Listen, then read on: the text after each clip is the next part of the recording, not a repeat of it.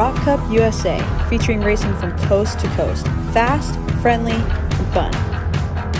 Come join us at ROK Atlanta, ROK Pacific, Florida Winter Tour, or ROK Vegas. ROK Cup USA, home of ROK Vegas and the original Florida Winter Tour. ROK Cup USA, serious fun.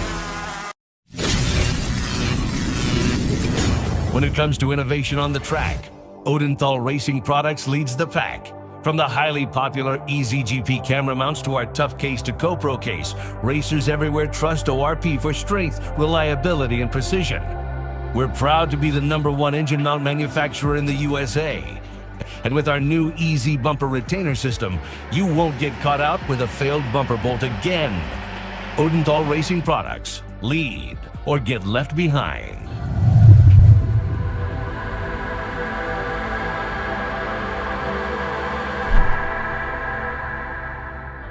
High-end floors for high-end lifestyles. At TSG 5-Star, we connect the most respected hardwood, laminate, and vinyl flooring brands with the designers of showrooms who create unforgettable spaces.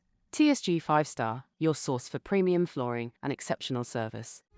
Every great race starts with preparation. Every great plan starts with purpose.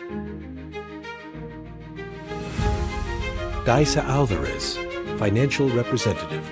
Proud sponsor of Nicholas Bazzani.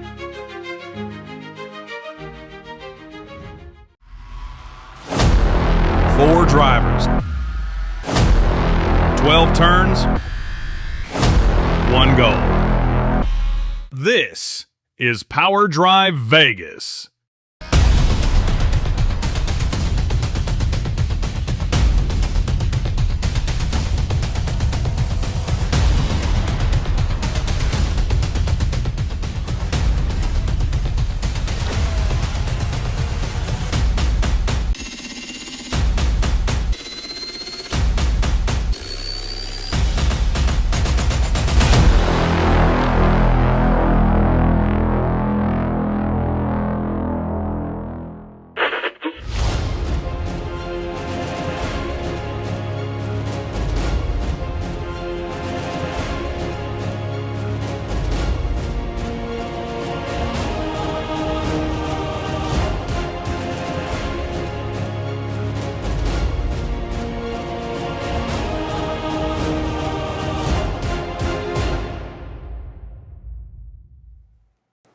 Welcome to ROK Vegas, and for those of us that joined us yesterday, welcome back to one of the premier karting events in the United States. My name is DJ Clark, delighted to be joined in the commentary booth by Rob Howden.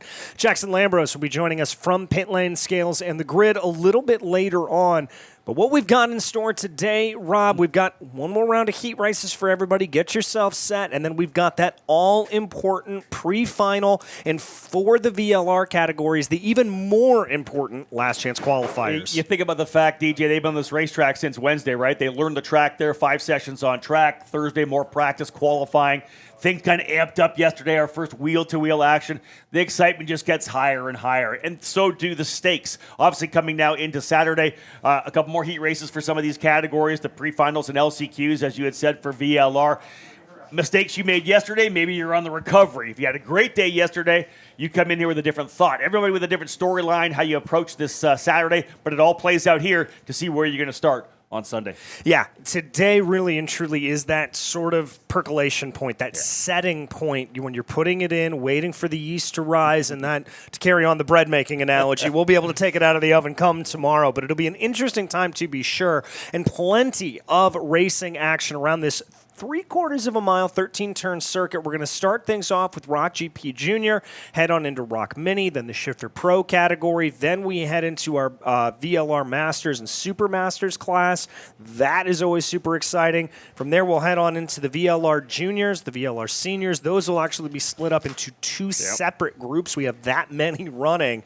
And then we head to the Micros, the Shifter Masters and Super Masters, and then we will end the morning and indeed the day with the SV Pro class, and that one, whew, there's so many karts out on track. 50 karts on the racetrack for SV Pro, 13 turns. The feedback we got on the racetrack, for those of you tuning in, hello again, for those of you here watching on the YouTube channel, the feedback we got from the drivers, they love this racetrack. There's probably 4 true overtaking opportunities on the track. Turn 1, turn 5, turn 8, and likely down into turn number 10. We've seen them other passes come in other areas, but the bottom line is they like the racetrack. The way it's laid out, it's actually pretty smooth, not something you normally hear, a word they use to talk about the Rio here. The parking lot normally pretty bumpy. They like the track, they like the surface itself, and now it's time to get back at it again. If you were good yesterday, you got to keep making the changes, because as Jake Drew told us yesterday, this track is going to change all weekend long. Well, and I had the chance to go out and kind of take a look at the track for the first time in about a day or so this morning, and what really, really stuck with me is looking at a few of those overtaking areas that you talked about, specifically turns 1 and turn 8. Yep. The amount of rubber laid down on those corners is staggering. You can really see that racing line, and of course we know when that rubber gets laid down into the tarmac, it becomes a rubber-on-rubber connection, and that just adds that grip level going into those corners, and that is that track evolution that you talked about. And that's it. When the track starts to get rubber up a little bit, that grip keeps coming up, and the teams need to get rid of that grip, right? They need to get, unless they're perfect or unless they're a little bit loose, they want to get there. But depending on how your card is, you know the track's going to keep getting better. So the moves you make to the setup have to play in with the evolution of the racetrack. Yeah, and it will continue to evolve. The other thing we've got to talk about, conditions out here. Near the end of the day yesterday, very, very tricky. Sun setting, the shadow of the Rio Casino and Hotel behind us starting to play into everything, but I would call this an uncharacteristically warm session, a warm weekend. We're in about the mid-80s or so, mid to low 80s. That's what we're hitting, midday heat. Not used to that. We've been here when it's been 60, 50 degrees even. So, I mean, very, very chilly, so it certainly has been a very interesting thing to check out. And for more on those conditions, we're going to introduce the third member of our commentary team. We're going to head on down to Jackson Lambrose, who's sitting out trackside. And guys, I can tell you right now, after talking to the SV cast, this Levanto rubber is finally starting to lay down on this Rio parking lot. Confidence starting to raise just a little bit here. A lot of tendency towards understeer so far from Wednesday to Friday, but after a lot of time on track over the past 72 hours, we're starting to see some confidence come out, and we are absolutely going to need that for our VLR Junior and Senior cast. Again, over 40 people we're going to be sending home and forcing them to try again next year by the end of tonight. I'm going to be running around the scale line as well as the grid, trying to get you guys all the stories you need. Excellent. Thank you so much, Jackson. We're so lucky to be able to have him. And let's talk a little bit about those 40 to 50 carts that we're going to be sending home. Last chance qualifiers intact. It's going to be a tough situation for them, but we've actually got to head out to the track instead, because I hear the unmistakable noise of carts headed on out. Leonardo Serravallier going to be starting off in pole position alongside Sarah Bradley for this ROK GP Junior heat race number 3. Royce Vega and Teo Salamau behind them as well. They're going to be lining up in the second row. Malakut and Doan in the third row, and then Samut and Tristan Murphy rounding out the 8-car grid here. I think we've got some more coming in. We just haven't gotten the everything set up yet. They haven't loaded it up yet, as you can see as well. The races here are actually 8 minutes long plus 2 laps, so not a set amount of laps, more a time limit, and then once we hit that 8 minutes, 2 laps after that. So we're lining things up here right now for this ROK GP Junior category. This morning in warm-up, Sarah Bradley was actually the quickest driver to put a good lap time down there. Marco Samet, Cole Medeiros, both very quick in morning warm-up. They were able to make some changes potentially.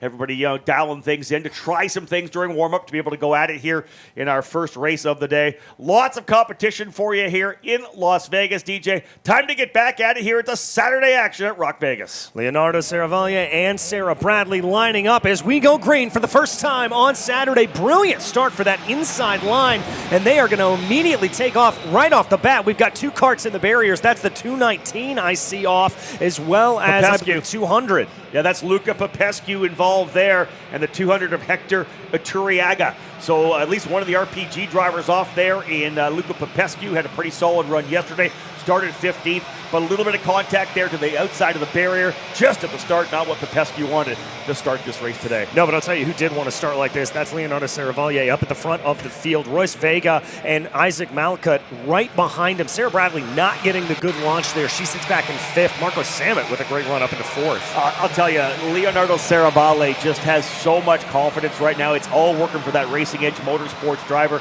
A couple of pole positions in qualifying. He's finished up front in these heat races as well. The train is going in the right direction. We talk a lot about momentum for these young drivers, the confidence and momentum that comes with having a kart that's working on this racetrack. He's been able to get away from pole both races yesterday as well in this category, looking very strong here in heat race number 1. Yeah, and starting to pull away here a little bit, I will have to say as well, as we take a look there on your timing screen. That is the gap, already a half a second, but a very, very close battle here. Malcutt, Vega, Samet, and Bradley, they are all very closely compacted in that battle for P2. For me, one of the most impressive drivers yesterday was Isaac Malcutt. He was able to attack him a little bit deeper in the field from his starting position, running with Mike Doty Racing here this weekend. Man, they were right up on it, getting himself into where he needs to be. So Malcutt, very impressive here, goes into second spot, already up a couple spots. He started 5th, so he's +3 on the opening couple of laps. Again, that's what you want out of an opening lap. Everybody knows the opening lap is that real big opportunity to take a couple, make some overtakes, right? But you can also make the mistake and go backwards. But a great start for Malcutt. He's +3. He'll go to P2. He'll lead the charge with Royce Vega right behind him. See if they can't reel in Saravalli. Last time by was a half a second. We'll see whether or not they've eaten into that gap here as they put lap number 3 in the books. Crossing over the stripe now, and it looks like that gap has stayed about the same. Just about 5.5 tenths of a second. I think that was almost identical. Yeah, look at their lap times here. 2,000ths of a second apart. Yeah, so, that is not much. exactly the same. So, all right, Malcutt starting to get into that rhythm a little bit, and good on him with the pressure we're seeing from Royce Vega, particularly coming in here into turn 8. This is a really good confidence under pressure here for Malcutt. Yeah, for sure. For him, it's wondering whether or not Royce is going to attack quickly.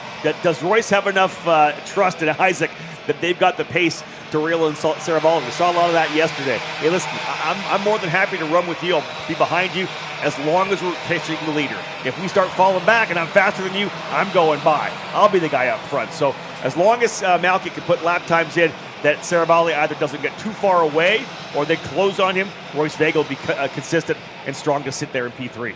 Yeah, and just hold it in. I mean, how many times did we see yesterday sort of this stationary position, this percolation of a battle, waiting until there's some good side-by-side. That's the 251 of Salamau sending a move on Sarah Bradley. One of the things we'll say as well here, through the heat race program for ROK Vegas, it's a progressive heat race. In other events where you start the heat race based on qualifying, you'll start all 3 or 4 heat races from that position. This weekend, wherever you finish a heat race is where you start the next one. So it's doubly disastrous if you have a DNF in a race, because not only do you get a DNF in that heat race, you also go to the back of the pack in that heat race too. So the bottom line is finishing is so unbelievably important, DJ, in this race. You can't make a mistake.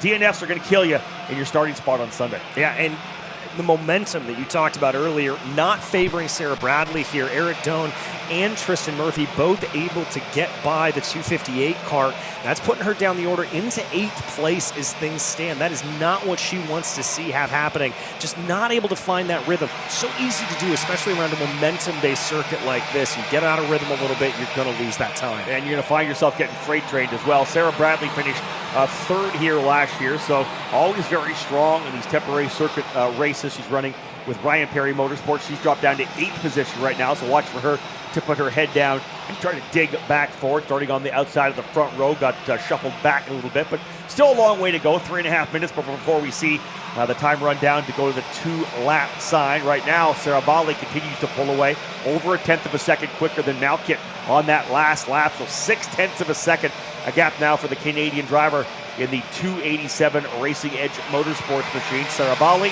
Malcutt, Vega, Samet, and Salameo, your current top 5.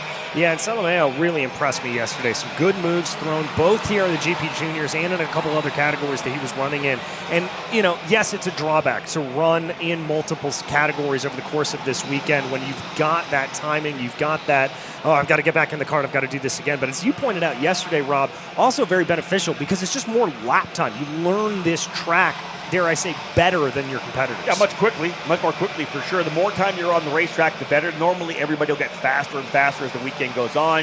You're able to dial the chassis in a little bit. Yeah, we know that the ROK GP Junior and the VLR 100 Junior is a different engine, different characteristics, but you're still working that chassis, the way the kart feels. So the more you're on the racetrack, the better, especially on a temporary circuit when you roll in here on a Wednesday with something brand new. So double duty is big for a lot of drivers. Some like to focus on one category. But others that do the double duty, you're going to get a lot of track time for sure. And ideally, it will pay off if you're able to get a better feel for the setup itself. Yeah, wanted to draw some attention here. You saw on your screen, Sarah Valier, that gap cut down a little bit. Big move for Salameo down to the inside of the 275 on Samet. That was a huge move down into turn 8. That'll move Theo Salameo up into P4. So good momentum there for the 251. But what I was saying about Malkut, that gap has come down a little bit. It's under 0.5 of a second on the last lap. He was a 1/10.5 faster. Let's see as they reset over the time of the scoring line. Sarah Valier has responded. It's back over a 0.5 second. Yeah, those were some good laps out of Malkut, down to a 41.350, got it to within a 0.5 second. Still a long way to go, and again, 0.5 second's not that much. You saw how the actual distance was on the racetrack right there, probably 3, maybe 3.5, 4 kart lengths for Malkut, but all it takes is one big corner. He's going to get that draft as well. And for Malkut, I think maybe more importantly, the battle further back. Here comes Salameo, book it to the inside of turn number 10. He'll go down to P3. That's the driver on the move right now. The 251 Orsolon Racing driver, Theo Salameo, works his way up into the 3rd position. He is digging. All right, we're going to head down to Jackson, who's got an update for us from pit lane. I do, gentlemen, because Luca Popescu already out with damage after making contact with Kennedy, one of our strong contenders running inside and out the top 10 for Rollison Performance Group. Couple of incidents Kennedy has been in so far this week, Rob, but Popescu ensured no anger there. Racing incident. Yeah, listen, that was a start, right, DJ? We saw it. Everybody's coming in. You're going left, right. You're trying to find that gap to be able to get into turn 1 cleanly. It doesn't take much for the wheels to kind of get interconnected and find yourself getting pushed off the racetrack. Yeah, and I love the sportsmanship there. Opening incident. How many series do we see that in? That there's kind of a leniency period when you're on that opening lap. Checking in, Tristan Murphy just set the fastest lap of the race with a 41.213. So Murphy back in 6th place right now, trying to close in on Samet up ahead of him.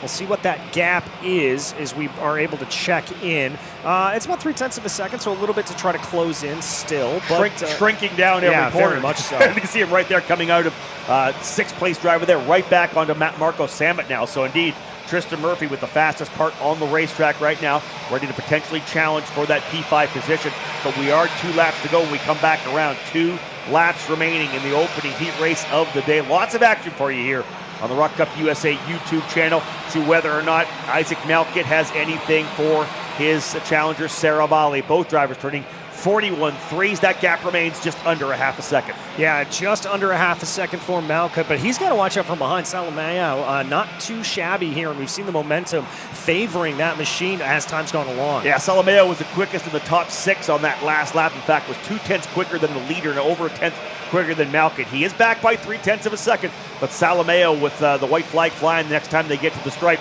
will have to dig in deep if he wants to go to P2. And I think crucially, if we look at the last pass that Salameo was able to send down into turn 10, that is not an area we traditionally see here in these GP Junior karts. That's a little bit more of a shifter zone that we see them driving in on. So that tells me he's got good momentum, good feel on the brakes, and able to get that kart slowed down just where he needs it. Well, the funny thing is that pass in turn 10 comes actually in 6 and 7. You get through 6 and 7, through 8, and to be able to get down into that corner. Here's the final lap around here, I believe. We got one more after this. We'll see when they come back around here. Here's the run down the back straightaway. Sarah Valley, you can see that Malkut right there. He's got it down to, again, still within a 0.5 second.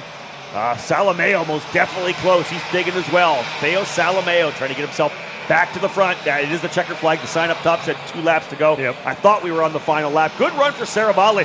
DJ, the momentum just continuing for this kid. 2 poles, keeps finishing up front. This kid is rolling right now. Really is. But I've got to come back here again to Theo Salameo. I mean, we have seen moves being thrown here, and yes, not the necessarily dominant pace that we saw out of the other driver, particularly Sarah Valier, but at the same time, the confidence to be able to make those moves, that's mega. Yeah, you like to see a driver have that confidence. Even though he went back a little bit, we talked about it yesterday with a couple of drivers who were able to fight their way back forward. There is your top 10. Leonardo Saravalli just a little under 0.5 second quicker than Isaac Malkut. Theo Salameo in 3rd, Royce Vega and Marco Samet round out your top 5. 6th with Tristan Murphy. 7th, Sarah Bradley. 8th, Eric Doan.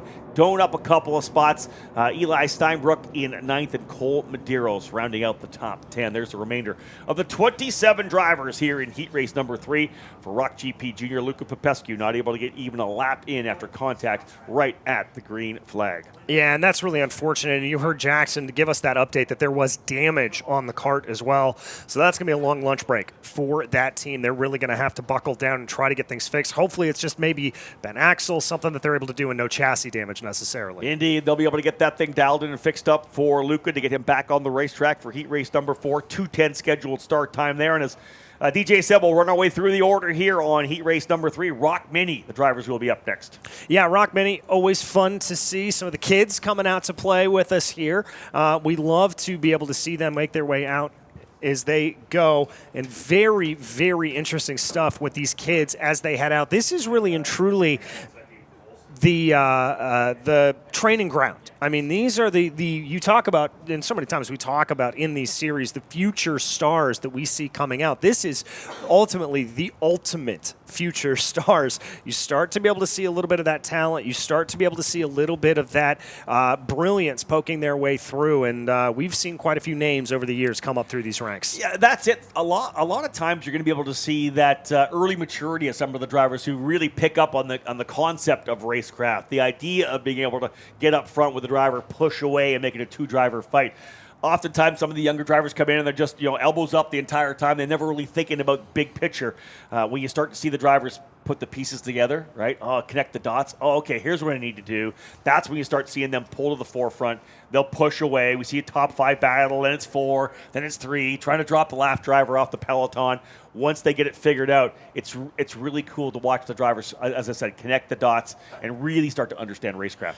Yes, and we're excited to be able to see that. Headed on down to pit lane once more, Jackson Lambros has another update for us. And DJ, we love ourselves an underdog story, and that's why it was so incredible to see Christian Damianidis, the young Canadian, halfway through that 70-hour round-trip drive from north of the border in Canada, and unfortunately got in a big moment that we saw earlier on in Heat 1 yesterday. That kart has been fully repaired in that mom-and-pop tent and ready to go. And on top of that, guys, he's moving forward. Watch for that murdered-out kart, all black, unmarked, in P8.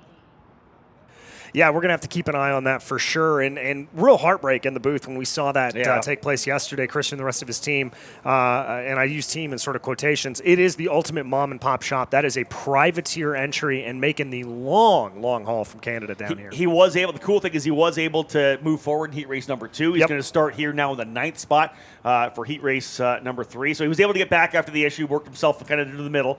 But here he is starting 9th. If he's got the pace to get himself back up into the top 5 here, again, everything he's doing is trying to improve the potential starting spot that he'll have for the main event. So, again, remember, we got 2 more heat races today. He's going to be able to keep working his way forward. So, good stuff right there to Christian and the crew. While we wait for the team to come on out and get everybody ready to go, let's go ahead and take you around a lap of this circuit with Lawrence Perriman driving for Mini.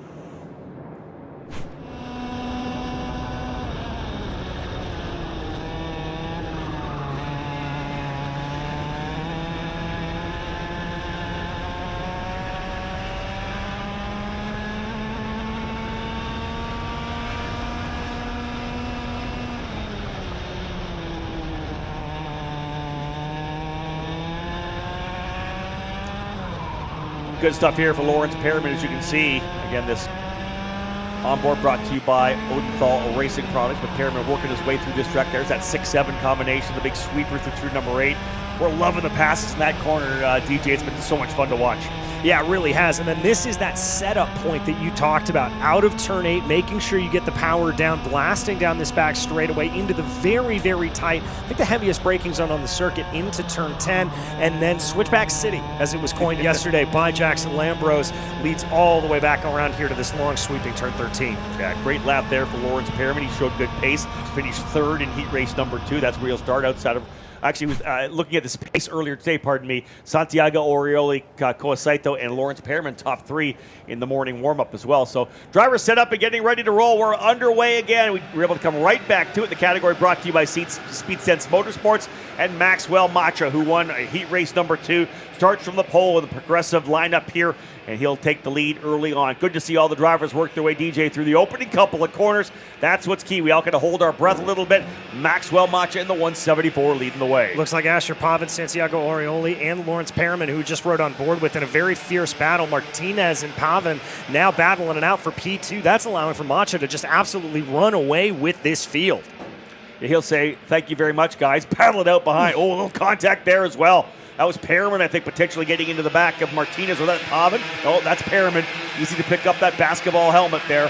Running P3 on the order. The Brandon Jarsakak Racing LN cart. Nice slice down to the inside. The apex book it. Perriman to the inside. He'll go to P2. Perriman now going to hope to be able to pull away a little bit from Pavin here as they continue to try to just sort themselves out. They're getting a little bit of a breakaway from, I believe that's Santiago Orioli in P4. So they're going to try to sort themselves out. Meanwhile, Maxwell Macha up at the front of this field just absolutely booking it and running away with things. And listen, that's what you'll get early. Open racetrack. Everybody else kind of battling in behind. Maxwell Macha has had speed. We know that. The Parallel USA driver, the number 174, got the pace right now. Perriman there in that number 167, ready to fight him out, trying to reel him in, currently running in P2. So, again, we'll see whether or not that chase group's able to dig things in. Live timing, obviously not quite updated here for our ROK Mini category. We'll see if we can't get that timing figured out for you. We'll do our best to grab it visually here as you're watching online there as well. There's the 154 in the middle of the fight. Going to pick up that number here. That's Pavin. That's Pavin. Asher Pavin is 154. But I love the fact that we got a big group here. There's not a massive breakaway. You think about them, other of course than Maxwell Macha. Right. Behind them, it's second back to almost 10th or 11th right now. Yeah, and it runs. I think the timing and scoring has updated here. It's Perriman, Pavin, Orioli, Martinez, Johnson, Hidalgo, Romero, Saito, and Abdallah, your top 10. Keep an eye here on Koa Saito. Some very, very good moves yesterday. Had sort of a mystery issue that we weren't sure what happened. Dropped down the order, but Koa definitely has some speed. We'll look at pace and all these drivers settling in here now. You never know where they went on tire pressure. Fastest lap so far, 45.7s, 45.8s up front, a 45.2 though for Saito. Wow, there you go. There's the pace right there. Koa Saito, purple on this last lap with a 45.276.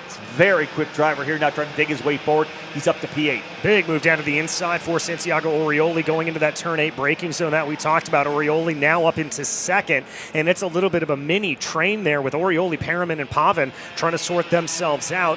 Gaps a little bit through Switchback City, and now the battle looks like it could be on here. I think that's Cameron Johnson glances behind in the 110, excuse me, it's 154 of Pavin glancing on Johnson. Johnson trying to make the move. Everybody stays relatively orderly through turn number 2. Yeah, good move there as well for both Johnson and Pavin. Orioli getting by Perriman. So Orioli up into the second spot, back into the 6 and 7 combo.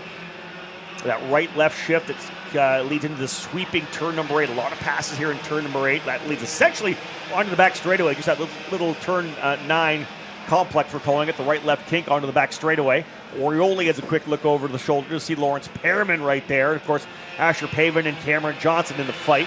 Koa Saito, as we know, in the 160, very quick. Fastest lap so far. He's got that cue ball white helmet, dropped a spot as I believe one of the drivers got by him. Might have been Paxton Romero. Yeah, could have been. As they try to sort themselves out now down through turn number 5, getting together here. A little bit of a good run. Saito still has that fastest lap, and not by a little. I mean, we're talking a couple of tenths here for Saito. I'm surprised he hasn't been able to close in more, or at least as much as we would anticipate him being, but a little bit of a breakaway for P2 for Santiago Orioli. DJ, that is one of the things that happens with the cadet categories. You'll see a driver with blinding speed. They'll catch you. They'll reel someone in from 2, 3, 4 seconds back, and once they get there, the driver coaches will always tell you, as soon as you get there, make the move. Yep. Don't fall back to the pace that they're running, because then you start getting in the groove and you don't have that place to be able to make the move. Here comes Saito right there to the inside. Nicely done. Good pass there for Koa Saito into turn number 2 and 3. Oh, contacted a little bit there, but able to get back through. He's having a great battle here with Hudson Hidalgo. That was a nice little move by Hidalgo. Stuck it out around the outside of turn number 5. Indeed. Kept it together. Now big dive up in the middle there. That's the 154 of Pavin. He's going to be able to get that position from Cameron Johnson. Yeah, move Pavin now up into P4. Great move to the inside of turn 8. A lot of overtakes in turn 8. You want to stay wide because it gives you the best line coming through the corner. But you also, of course, open up for an overtake on the inside. So we've seen a lot of passes and will, I think, throughout the weekend. It's going to be a big overtaking corner throughout the remainder of this weekend. Little breather here for Santiago Orioles. He's pulled DJ probably 3 or 4 cart lengths now on Perriman. Perriman having to deal with Pavin and Johnson, Martinez, and Hidalgo right behind him now. Yeah, he's got about a half a second there or thereabouts. Call it 4.5 tenths. So that's just enough breathing room that he's going to be able to really settle into that rhythm. And meanwhile, here comes the move from Pavin down to the inside of the 154, sending it on that basketball helmet of Lawrence Perriman. And that's going to move Asher Pavin up into the podium positions. Perriman coming back on the inside. Does he have it? Does he eventually bring someone with him? He does have the spot. Good job there for Perriman. Fought right back, coming out of turn number 9, tucked it back to the inside, leaving Pavin to have to battle it out now here with Cameron Johnson. We are into 2 laps remaining, 2 to go for this one here. You see the 110 to the inside. That is Cameron Johnson. Down to the bottom of the racetrack, completes the pass on Asher Pavin. And indeed, Luis Martinez, TJ in the 177, ready to put his name in the hat as well. Yeah, Pavin's really kind of been shuffled down the order here a little bit as a result of all of those actions that we saw. Looks like they're directly up ahead. That's the 110 of Johnson. Johnson, I think, the big winner out of all of that. He's now running in 4th, and Pavin's really fallen down the order. First and second, long gone. You see that Perriman's now in full defense mode here. White flag going to come next time by. Maxwell Macha up by 1.5 seconds. Orioli up by 1.3 on Perriman. So first and second have checked out. Lawrence Perriman's got the elbows up. He's in full defense mode now, trying to hold on to P3 as the Lions are on him here. They'll work their way through turns 1, 2, and 3. Back over to 4. Here's turn 5. Perriman holding the spot. Oh, DJ, we're stacking everything up. Good move to the inside. Johnson is going to make the pass into turn number 6. Nicely done. Just kind of caught him napping a little bit at the apex, and that's going to move Johnson, as you said, up into that podium position. But a big fan out there. That's Koa Saito taking a couple of moves there in the 160, move him up to about 5th place or so, call it 6th, and he's going to be able to hold on. Now defensive line for Johnson coming down into the corner. Perriman trying to get something, and Pavin trying to pick up the pieces. Perriman trying the outside. He'll lose at least 1 spot there, maybe 2. He's going to get over under. He was trying to go to the outside coming out of that corner. Checker flag will fly. Macho with the win. Orioli finishes in 2nd. Coming across the line for 3rd is Asher Pavin. Cameron Johnson 4th. Koa Saito in 6th. Oh, that's a great run for Pavin. 134 there, having a little bit of an issue that looks like could be motor related. Yeah, I think he might have spun. That's Christian. That's Damiitis. I hate to see that there for him. Let's go ahead and take a look at our official finishing order here. And you can tell just how close this was for that 3rd on back. Macha, Orioli, Pavin, Johnson, Saito. That battle just within hundredths of a second. Wheeler, Salazar moving back down through the order. Sophia Calderon, not the best run. And there is Christian in the 134 that you talked about, 21 seconds off the pace. Yeah, Damianitis, an issue there at the end again. I'll tell you what it did show. First and second were gone, but as they started battling, you saw all the other guys from behind closing up. How many guys were 2 wide, 3 wide coming down the back straightaway on the final circuit? When you fight on this racetrack, because of its fast nature, and you start diving to the inside, pinching off the entries and giving up exit speed, you're going to bring everybody else back into the fight. And that's going to play, I guarantee you, on Sunday. But nonetheless, another great run for Maxwell Macha. Same goes for Santiago Orioli, able to get through and by Lawrence Perriman, who ran 3rd for a majority of the time, finishes 6th. Orioli able to pull away for a strong 2nd place finish. Both Macha and Orioli flexing the muscles a little bit here in heat race number 3 for ROK Mini. Yeah, and I'm going to be really interested to see when we get into this pre-final later this afternoon, Orioli and Macha going to be starting next to each other. We have seen that outside line does get a little bit of a disadvantage, but if Orioli's able to get a good start, I think this could be a 2-cart battle in between the two of them based off the pace we've seen. Yeah, we'll see who steps up behind Macha and Orioli. Those are definitely the drivers that are going to line things up and potentially go at it. They'll be front row for heat race number 4, which is ready to roll off about 2:25 this afternoon. We'll go all the way through here to right about 1 o'clock. Our lunch break about 1:10 to 2 o'clock. We'll, of course, be back at it here live on the ROK Cup YouTube channel at about 2:10 this afternoon for heat races. So we've got essentially the fourth round of heats. We've got the pre-finals for VLR Junior, and then, of course, we've got the LCQs, Junior and Senior, rather, for the pre-finals, and then the LCQs. Those are going to be 4:10 and 4:25. Awesome look at that helmet for Lawrence Perriman. Yeah, very, very good. And I think Jackson Lambros has been able to catch up with a few of our winners. We're going to head down to him on the scales.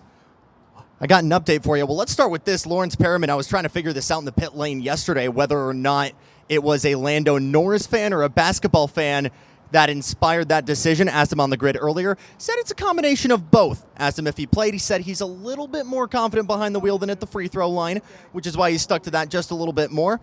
But does normally watch basketball with his parents, and for our Sonoma-based crew, going to be happy to hear that he's a big Golden State Warriors guy. Let's talk about shifter, though, because I was just on the grid talking to Jacob Gulick. Felt confident after qualifying, asked if he still had that after Heat 2. He said, on the tools big time. I was like, you felt so confident, though. And he said, this is the first time the weekend I'm following somebody. Adrian Renedin from third to first yesterday in Heat number 2.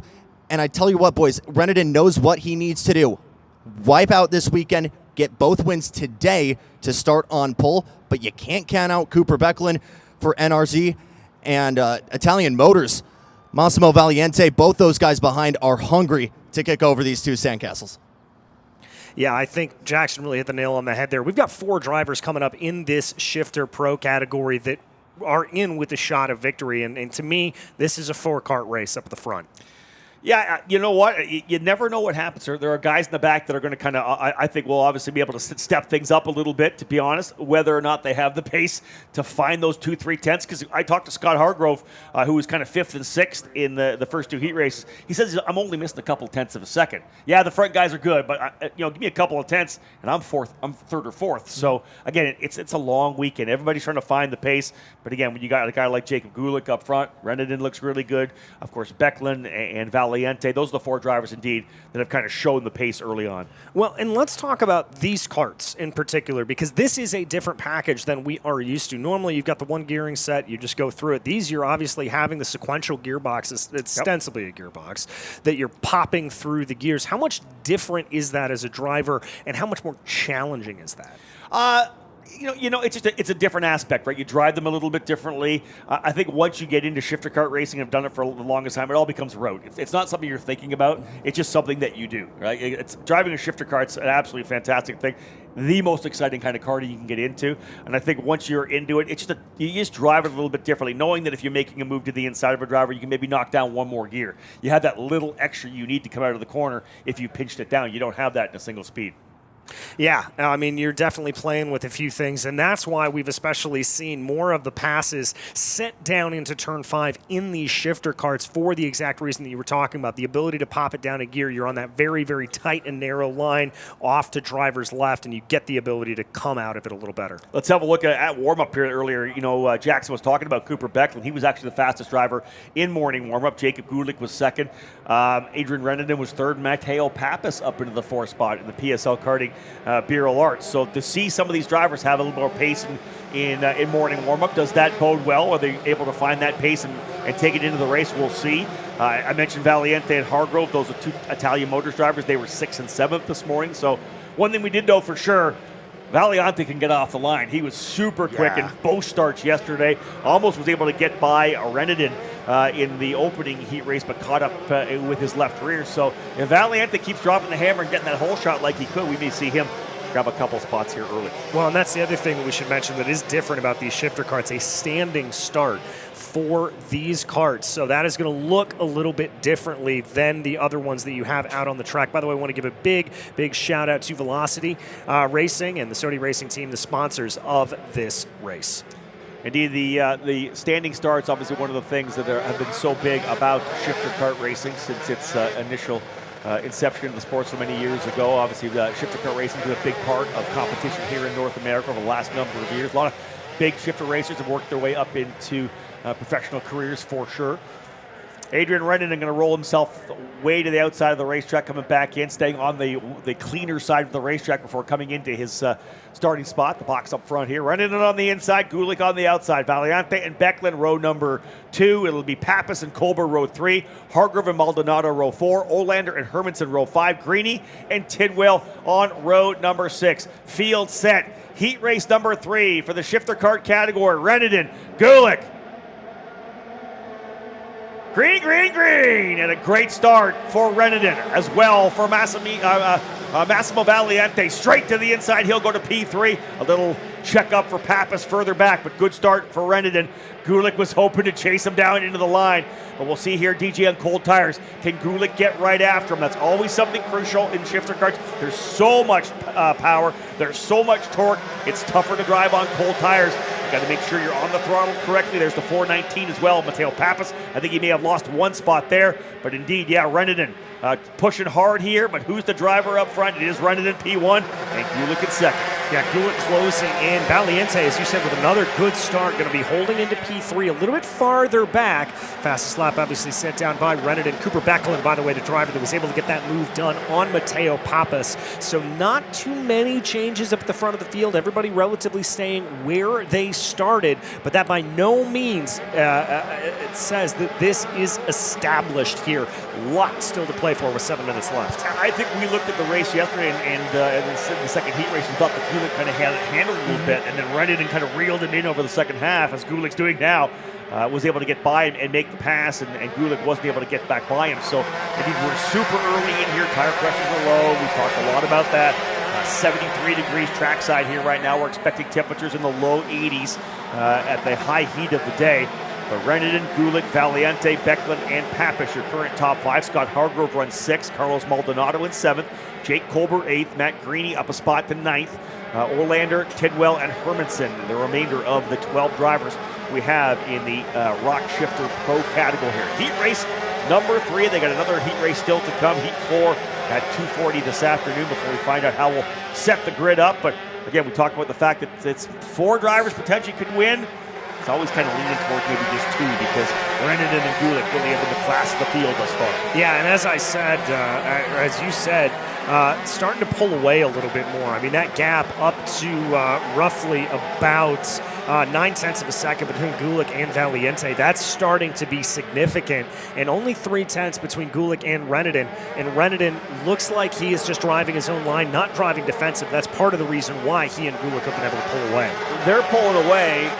Massimo Valiante runs in 3rd, but he is getting challenged right now. Cooper Becklin right there just pulled a fast lap of the race, during a 40.024, a couple of hundredths quicker than the leader himself. So Becklin, watch for him to potentially make a move here on Valiante. He's got to get by quickly. He knows he's got a faster kart. Here he comes from the straightaway. Does he dive it to the inside here? Not quite. No, he's all over him right now. He is all over him, just absolutely waiting for it. Gulick being patient, Becklin certainly not. He's going to look now as they go through the 6-7 complex. A very, very tight complex. I had a look from my hotel room earlier, and that's where I saw it. Do we get it here? There it is. Yep. To the inside, book it. Becklin by in turn number 8. I think with the shifters, they love coming through 6 and 7. It's so wide open on the entry, threw it down to the inside, and Becklin's gone into P3. And Rennan going defensive for the first time down into turn 10. Gulick having a little bit of a look on him. And I don't know how much that was set up by Gulick or how much that was just Rennan feeling the pressure, but look how much there, Rob. He is hugging that inside track. Again, not as detrimental in the shifter karts as you are able to get off the line a little bit better. Probably popped it, got down a gear like you said, but nevertheless, I think Rennan's starting to feel the pressure. Yeah, I'm really interested to see what kind of pace we see out of Becklin. He's been able to get by Valiante, so Cooper's now got open racetrack. He sees them battling up front. We'll watch his lap times now that he is open. He's been able to get it by. Last time by, Gulick reset the fast lap of the race with a 39.773. This is Becklin's opportunity to potentially pull in. Does he have enough speed to be quicker than Rennan and start reeling in these top 2 drivers? Rennan a 39.8, Gulick 39.85. How about Becklin 39.516? All over 0.2 of a second quicker. Becklin 1.1 back with lots of time in this race. Cooper Becklin P3 up on the wheel, trying to see if he can't reel in the leaders. Yeah, that 428 is really starting to close in here. 0.2 on that last lap, like you said. Gulick I think still content to just kind of ride in the tire tracks here of Adrian Reneden, not trying to get too aggressive with him. If I had to imagine, Gulick knows this pressure is coming and he doesn't want to start a fight and give Cooper Becklin too easy of an opportunity to get involved. Cooper's a guy we've seen come up through the ranks, obviously as a young driver coming through. He's been doing a lot of shifter kart racing lately. He did a bunch of racing in the USF Pro Championships as well. Ran in the USF Pro 2000 category. Had a chance earlier this fall to test an Indy Next machine as well. They're trying to figure out exactly where he wants to go next in terms of his professional career, but he's been staying behind the wheel of the shifter kart. He runs here, he runs up in the Pacific Northwest in the Burley Super Cup. Loves being behind the wheel of his 125 shifter. We're going to see him eventually in some kind of a big car in a full-time basis as a professional down the line, but love what he's doing here right now, putting these good lap times down. He's 1.2 seconds back. He does still have the fast lap of the race, but lost about a tenth on the last lap. How about this time? 39.5, 39.5, 39.6. Lost another, maybe a tenth of a second, but still kind of applying himself as maybe being that driver who's going to be the third place position to challenge these front guys on Sunday. Well, I think part of that is Reneden is just putting the hammer down here, trying to get away from Gulick. You can see that gap expanding to about a kart length and a half.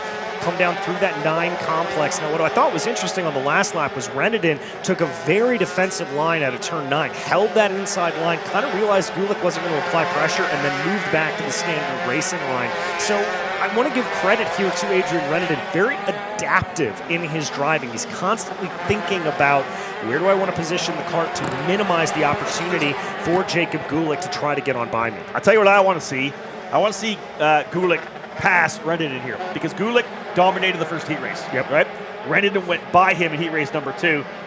Gulick hasn't passed him yet. It's time for him. He's got to go out there and say, listen, I can get it done. So you've passed me, I'll pass you. That's something I think in the mindset here of Jacob Gulick right now. You don't want to be handled here by Reneden. You're putting all the pressure on him, doing a great job sticking with him.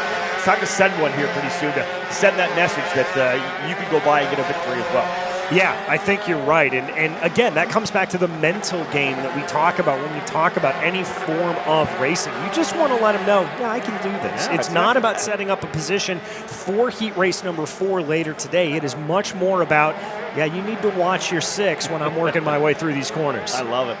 Let's see whether or not he has it in that GFC Reneden on the Sodi kart for Velocity Racing. Of course, Gary Carlton's GFC program has been very successful on the temporary circuits here in Las Vegas. We'll see whether or not Gulick can add another victory here in this Shifter Pro category. We are working our way down. We're probably going to get, we're very close, probably 4 more laps still, because they weren't able to sneak in here, so we're very likely going to get 4 more laps still. Lots of racing to come. Becklin fell back about 2 seconds again now, so he's 1.8 behind Gulick. Still good lap times, but essentially about a tenth and a half off of the leaders. He is out quicker than Valiante, so he's got 1.2 seconds himself. So Becklin kind of cruising around there. Actually, a good opportunity to just take care of the tires here as well. I was about to say that. There's the defensive move from Reneden as Gulick did set the fastest lap on the last lap, so he is starting to come on here. He took an alternate line coming down through turn 8, and they are sweeping wide around the outside, kind of diamonding off the corner almost, was Adrian Reneden, and a check behind down that front straightaway. We got 3 laps to go here, but I believe they gave him the 2 to go sign at start finish, so I think we actually have 2 to go. That's we'll check that when they come back around. So this could be the penultimate lap here right now. We did see Gulick, as DJ said, get super aggressive, turn a very fast lap back on lap number 11, had to look to the inside. Gulick's taking much different angles coming through, you can see.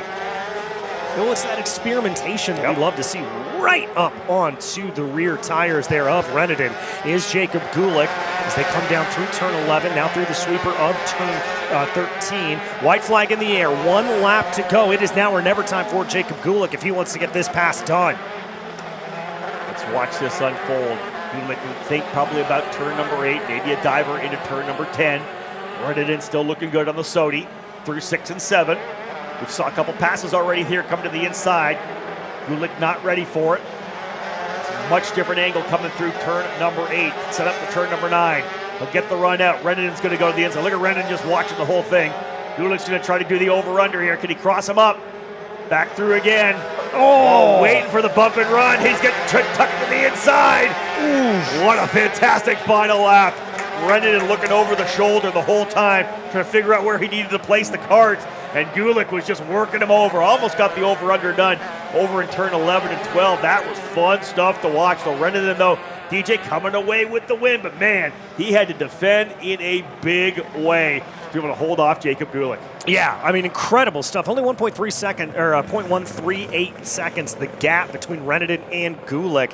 And that battle there at the end, look, Cooper Becklin able to close in under a second for him. So I think while it may have been a little bit disheartening for Cooper Becklin to have that big of a gap throughout the end of the race, I think that has got to give him a little bit of solace as he goes into the Heat 4 later this afternoon to go, you know what, I've got the speed. I can do this if they fight. And he moves from 4th to 3rd, so he'll be on the inside behind Renan, and a good start could have him potentially on Renan's bumper and potentially up into 3rd. But I thought Becklin did a heck of a job right there. Valiente coming home in 4th, and Matteo Pappas rounding out the top 5. Yeah, and again, we keep coming back to this point. That inside line, that inside track seems to be the preferred way to go. Drivers who are starting out on the odd-numbered positions just seem to have a little bit of an advantage, a little bit of a better get up and go off the line, which is a little bit strange. That's a dirty side of the track. A lot of times it's the right side, no doubt about that, indeed. But again, the inside line, the way the corner is, the sweeping nature of the corner, you're able to get to the apex first and kind of push that driver off a little bit. It's, again, the inside line's where you want to be. If it gets the job done, it's whether or not Becklin can potentially get by Gulick in heat race number 4. That's set for 2:40 this afternoon. But DJ, we're underway. 3 races down already. We're going to have the VLR Masters and Super Masters drivers out next. Yeah, and this is fun. This is for drivers who are in the prime of their life necessarily, as we sometimes talk about. Drivers who aren't able to compete with the kids anymore, but we will head on down. We've got a little interview right now with Ben Cooper we're going to show you. We got that this morning. We'd love to talk to Ben. Ben, you've won the past 2 in a row. What's going to take to make it a triple? At the minute, the way things are going, I need an engine that's running. We've not had too many good practice sessions so far, but yeah, just make sure I go out there and do my job and help the other drivers in the tent with RPG, with Rosen Performance Group. Yeah, just make sure we keep working hard, try and resolve these issues we've got at the minute, and yeah, consistency is key. Remember, it's only the race on Sunday that matters. Talk to me about what gels mentally for you with this place, this style of track, because it is not for everyone out here. Yeah, I don't know. I'd never ever done a street race until I came to North America. So I moved to Canada, and just something about it. I like the fact that the track's kind of alive. The barriers move. It heightens your senses, and there's something about it I really enjoy. And I've always been very good at learning new tracks very quickly. I think that comes from, when I started racing in the UK, we didn't do practice. There was no practice. That's only come in the last 15 years. The practice days and days on ends of practice. We used to show up and do 3-lap warm-up and then straight into heat races where there was no qualifying. It was like you'd do 1 heat at the front, 1 in the middle, 1 at the back. So you just learn how to adapt.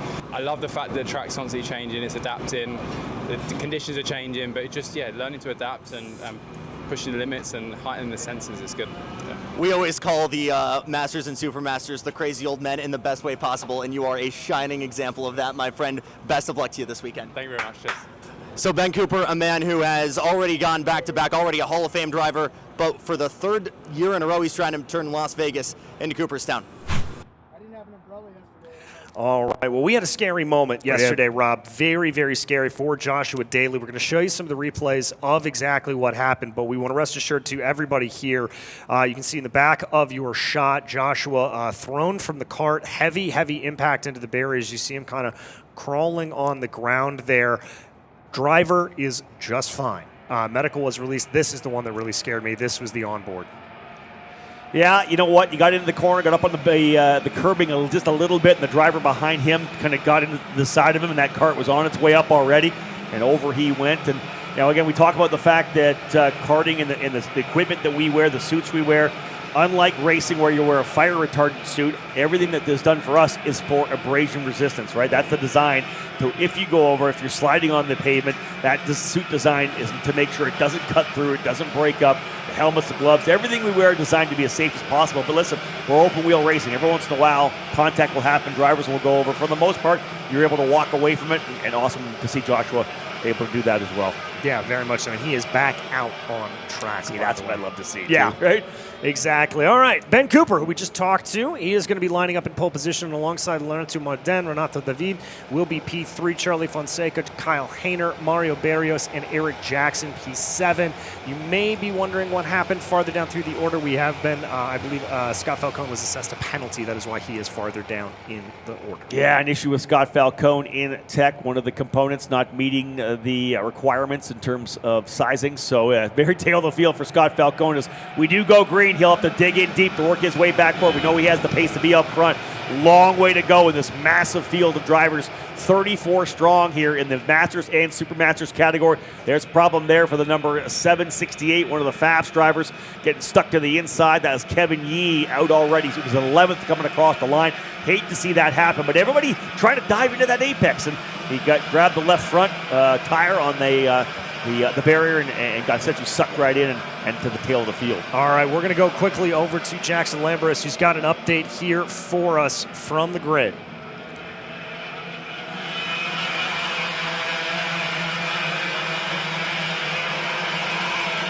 Looks like we're having some technical difficulties here, Rob. And that was Scott Falcone out of the race, folks. That was Falcone from the tail of the field trying to get through some contact. Falcone, cart being pulled over top of the barrier, so it all goes wrong for Falcone. He had a speed, as we know, to run top 3, top 5, leading the way in the Super Masters category, but an issue there for him as we just picked that up very quickly off the racetrack. So listen, that happens. You know, an issue in tech, you start at the tail of the field. Things are a little crazier at the back oftentimes. You find yourself in the middle of the chaos. A tough one for him. That's back-to-back, essentially last place finishes, one with the technical DQ. This one instead with an issue on track with the damage. He is going to be in tough trying to work his way back forward on Sunday. Yeah, and as we saw on screen, nice move there by Lorenzo Martin to be able to get by Ben Cooper. Having some problems with our timing and scoring tower. We'll try to get that updated here. We'll just get rid of it there, so you're not going to be able to see it. But Martin up into the lead of the race. Now Ben Cooper with the crossover down through turn 5. That was slick. How good was that, DJ? Just the over-under to get himself back in there. Great job there. Here come the leaders out of the onto the front straightaway again here now. Actually, who is the leader right now? That looks to be, pick up the number. That's Martin. That's Martin. Yeah, so Martin back in the lead. He's on the techno. So Martin back to the lead. And then it's Ben Cooper there as well. Kyle Hayner now running in the 3rd position. Renato David in the 4th spot. Eric Jackson, I believe, in 5th. So many of these drivers here. It's awesome to have the Super Masters drivers here because a lot of these drivers have won championships, national championships, regional championships. We'll be all here this weekend in these 2 categories, the Masters and the subset Super Masters for drivers 45 and older.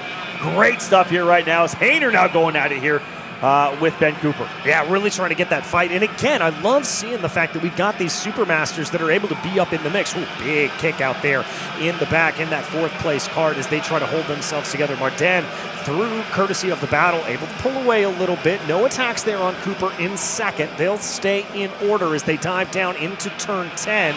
Back through Switchback City as we have called it. Back through a little bit of a wide run there for P3, but they're going to cross over the line in single file order. Yeah, RJD, Renato David, many wins here in Las Vegas in Masters competition. Right there at the tail end of that front-running quartet. There's the stricken cart of the 99 of Falcone off to the side of the racetrack. Looking at other drivers out. Yeah, so it's Falcone, Yee, and it looks like Kyle Armstrong may have been involved as well. He and Chad Wallace well further back, just coming across the line now.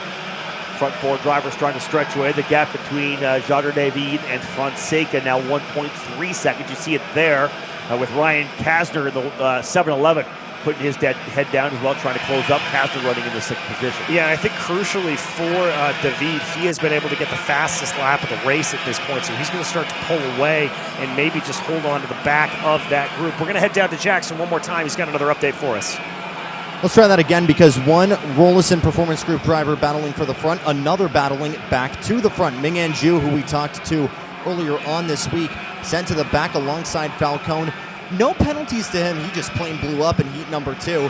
Was hoping to find a dance partner in the form of that Orsilon 99, but by himself, boys, already up 7 positions. And Jude doing a great job, and that's kind of what we've come to expect from him. Very, very quick driver. Little under the radar, but definitely fast on his day. Yeah, Jackson said +7. How about +9 with another lap in? He goes up from 32nd to 23rd. So definitely a man on the move right now with a number of laps still to go. He's right behind Alexander Dalbon in the number 29. So opportunity for Mignan to get a couple more spots here before it's all said and done. I think if he were able to get into the top 15, he'd be pretty happy, starting as deep as he did, all the way back in 32nd. He made another pass here. He's now up to 21st. So Zhu continues to work his way forward. Yeah, continues to try to go. And remember, they will have one more heat, so Mignan's got a little bit more opportunity to move his way up. Martin's starting to pull away up at the front of this field. We check out the gap, and it is up to just over a half a second over Kyle Hayner. And part of the reason for that is Hayner had a little bit of a battle with Ben Cooper. Cooper fell back to third. Hayner now runs second. There is another driver rolling into the back, Mario Barrios. No, that's Charlie Fonseca. We talked about him earlier. He was able to get by, and Fonseca now P5. You can see him closing up to the tail here. He's just waiting for these guys to battle a little bit. Somebody throw a move on here so I can close back up. Fonseca, not surprisingly, goes purple on that last lap. 43.503.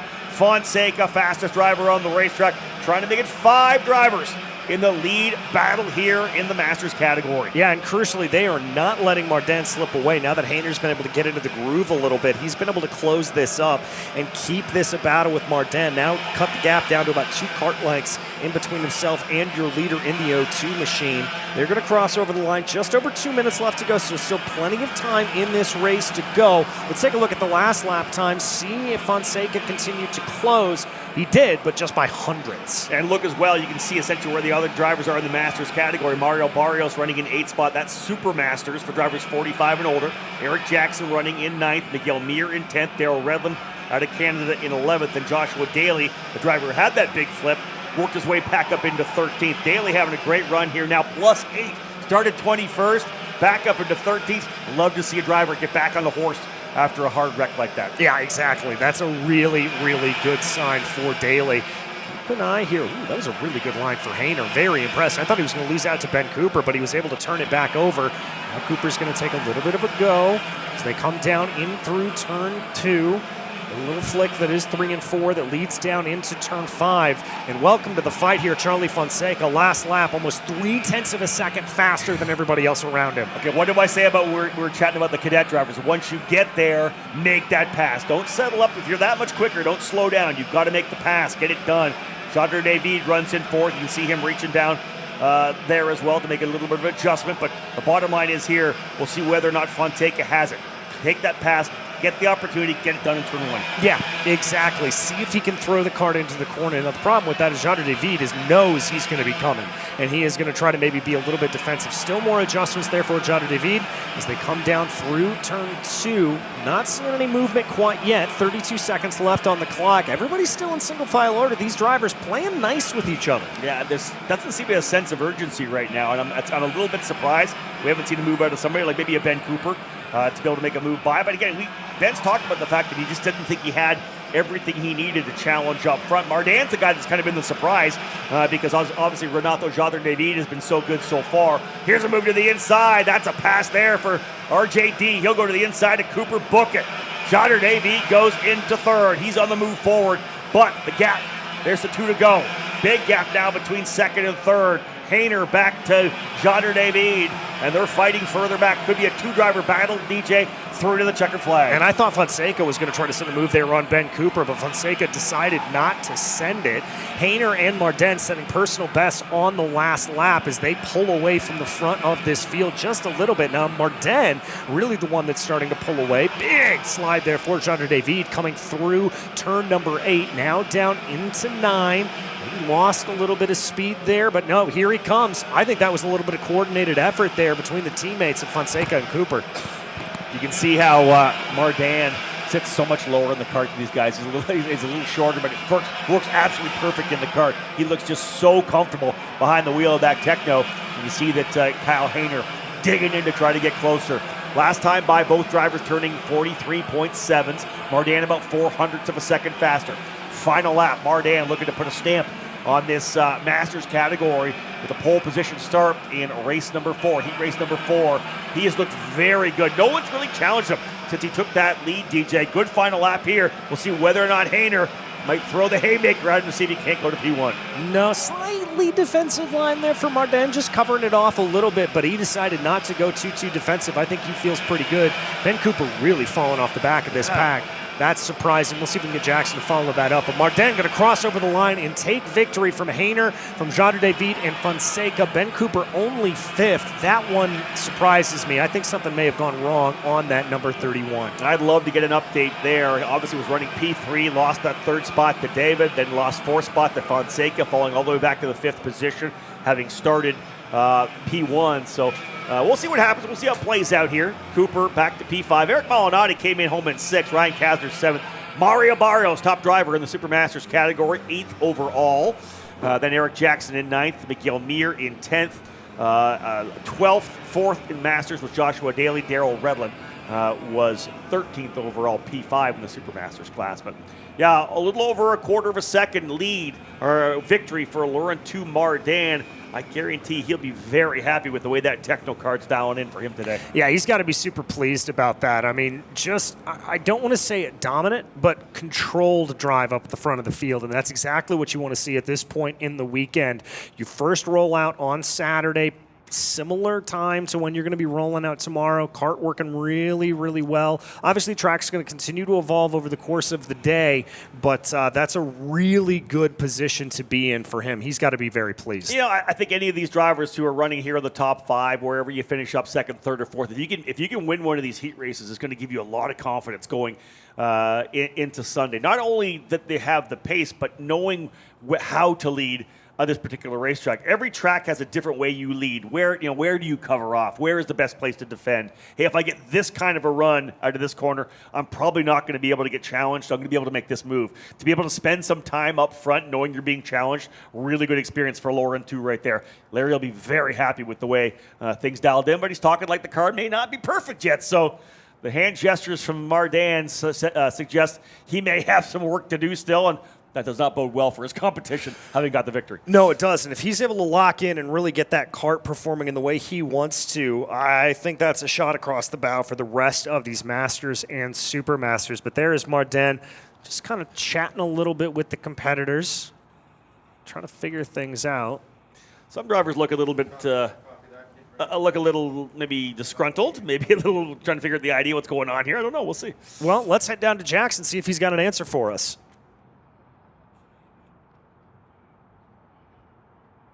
Well, I'll tell you what, boys, they are fortunate that we've got kart pickup going on because we've got some scrambles in the grid last minute. Jackson Gibson's crew trying to run around and find his GoPro from the NRC tent.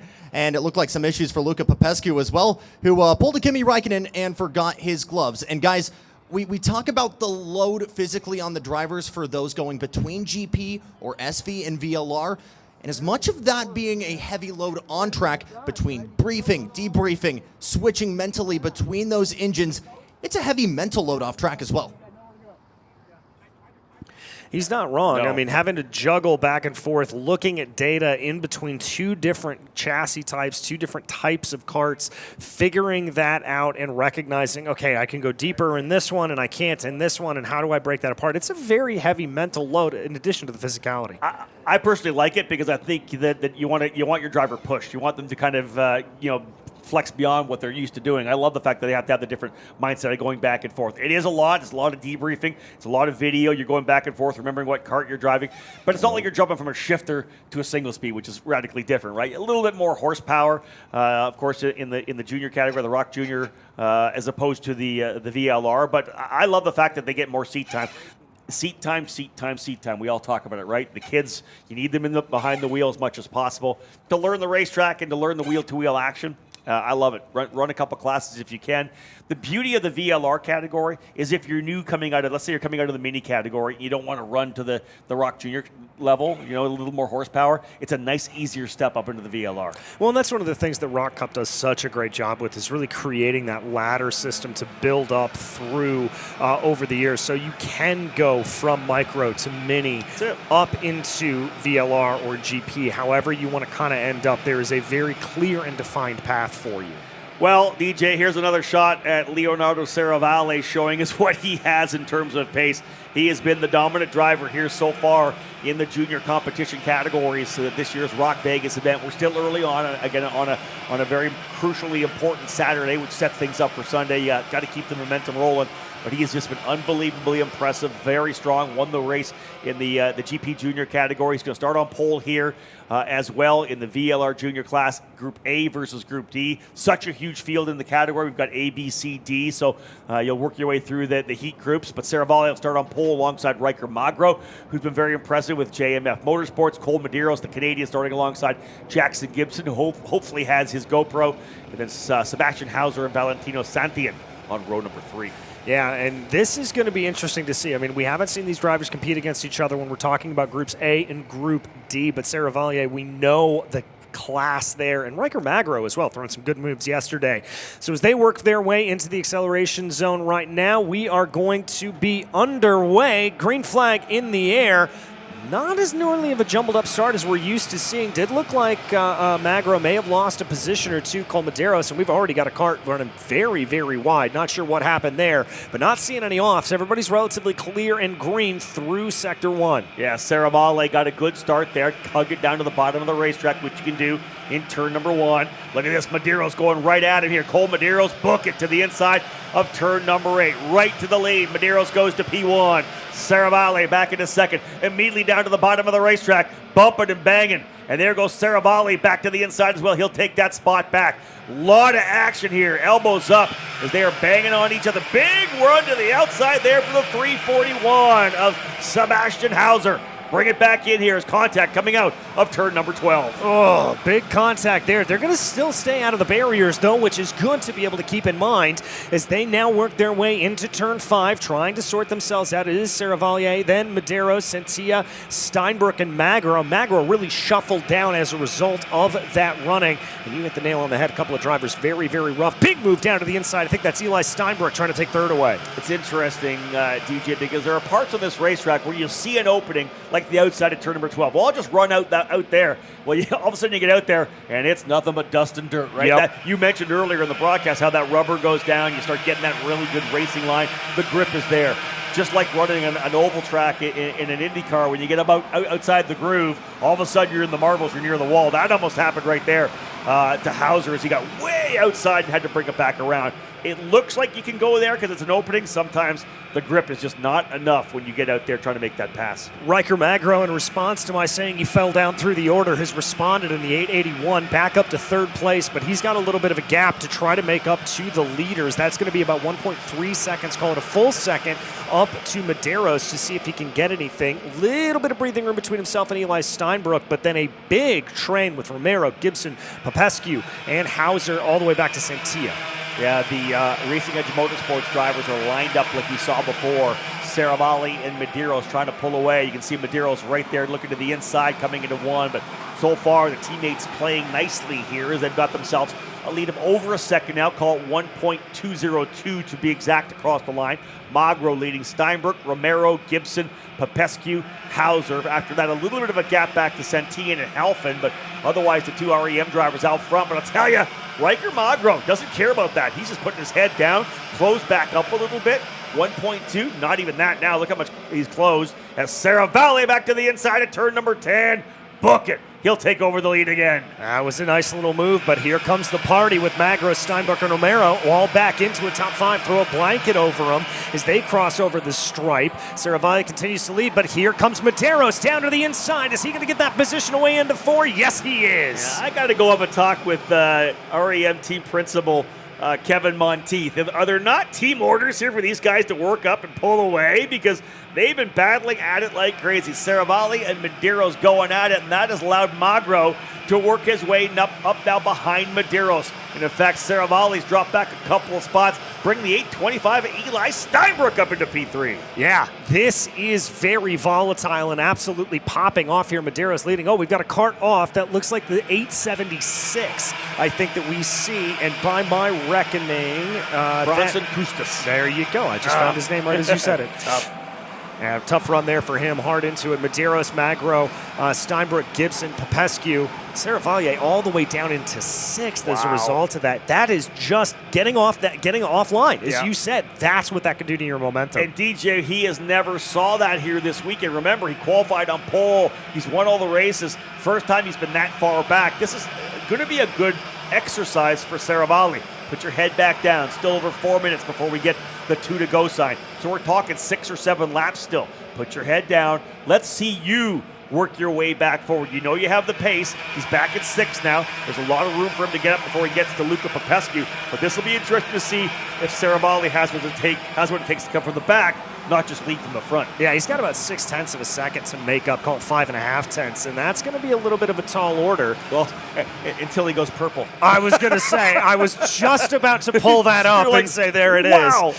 Yeah. So there's the answer to our question, DJ. Yeah, he's still got the speed. It's almost like he's listening to us. Exactly. Come and turn the radio off. Exactly.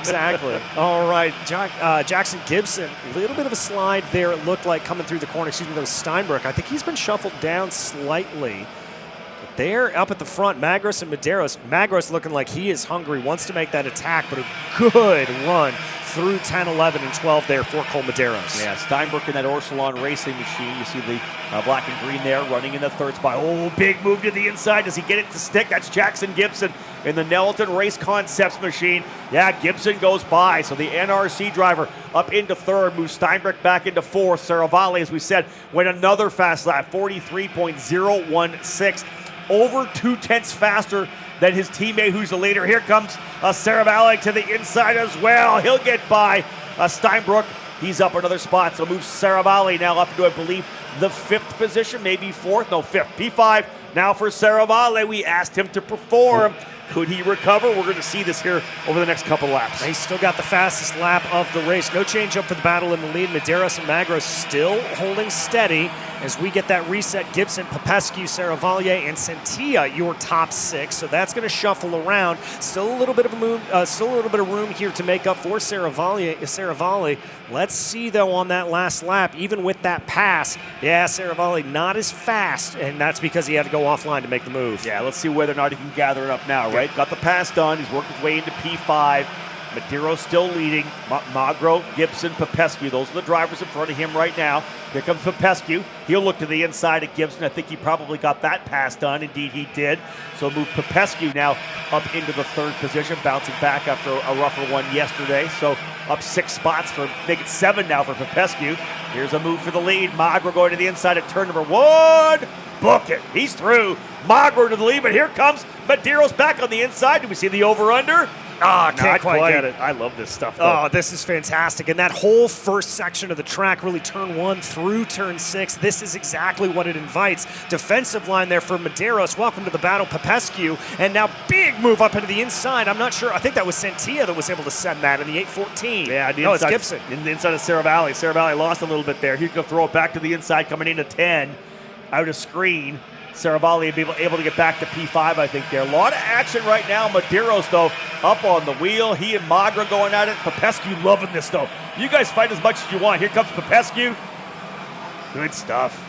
That was a little bit of a wobble there. I think that was Sentia and Hauser that it almost looked like a little bit of front to rear contact that sent Sentia just shimmying and shaking, but they're going to keep it in a straight line as they come through 6 and 7. Deceptively tight, as I said earlier. Didn't really realize until I was sitting in my hotel room last night and looked down on it that I realized how tight that section of the track was. They know how to get their way through that, though, do they not? We've seen them fantastically through 6 and 7. That setup, the best you get through 6 and 7 to set up for that pass, maybe tugging it tight for turn number 8. A lot of overtakes have just getting to the inside of a guy coming into turn number 8. Good stuff for sure. Up front, Medeiros still leading the way. Magro, Popescu, Gibson, Saravalli, Santi, and Hauser, Orbeza, Steinbrook, Halfin. That's the top 10. About a 3-driver breakaway right now here with 2 laps remaining, 2 to go, because it's 8 tenths from Popescu back to Gibson. Saravalli, who has shown well coming back forward, kind of stymied right now. Locked down at P5. He'll battle with, I believe, Gibson for 4th. But I think the remainder of this race is going to come down to these 3 drivers here. Medeiros, Magro, and Popescu. Well, they've only got about a lap and a half to be able to do it. Big off there for one of the Nash Motorsports drivers. That's the 8:09. That's going to be Marco Romero, unfortunately, so that's going to end their race a little prematurely. He was running 11th, DJ. I really hate to see that, but white flag in the air for Cole Medeiros. Saramalia has been able to jump up one position. Good run for him, but I don't think it's going to be enough. Defensive line for Medeiros. Magro on the attack. I want to see how Popescu plays this. Is he able to go to the inside? Magro on the outside. Popescu's going to hold the inside at turn 6. He'll go to P2. Great job for Luca. Be able to make the move to the inside. Big defensive run down the inside for Medeiros. Little pop in the back there. You got to watch out for that pushback. Here comes the 881 again of Magro. Big wide run there for Popescu. Here comes the rest of the field. Saravali trying to get another spot. Magro looking here to see if he can get by Medeiros. Way out wide there for Popescu in the RPG machine at Cole Medeiros. Love this stuff. He'll come away with the race win. Oh, that was impressive stuff for Cole Medeiros. Just calm, cool, and collected on a final lap where everything was popping off. Riker Magro, Luca Popescu really trying to make it tough there for your leader, but kept it together.